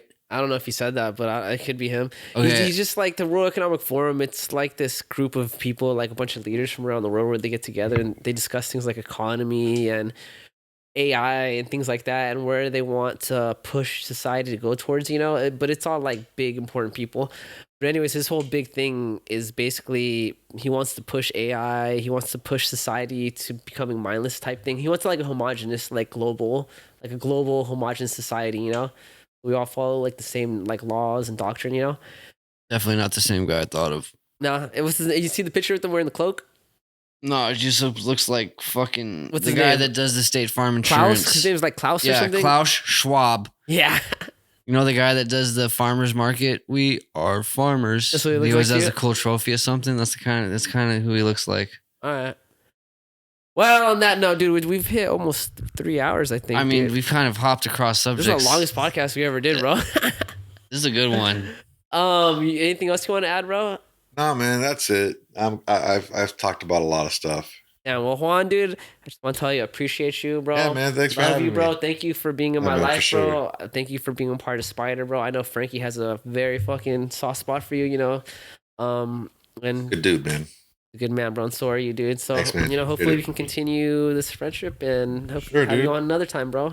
Yeah, man, you want to have another long ass combo? It's the longest one we ever did, bro. So, you and me fucking clicked on some random shit, went off into tangents. So, I mean, you're tight as fuck, dude. So, man, thanks, man. I had a good time, dude. I sure had a good time. As always, stay cool, stay high, go to fucking therapy. And don't do fentanyl. Don't do fentanyl. Don't do fentanyl. Goodbye.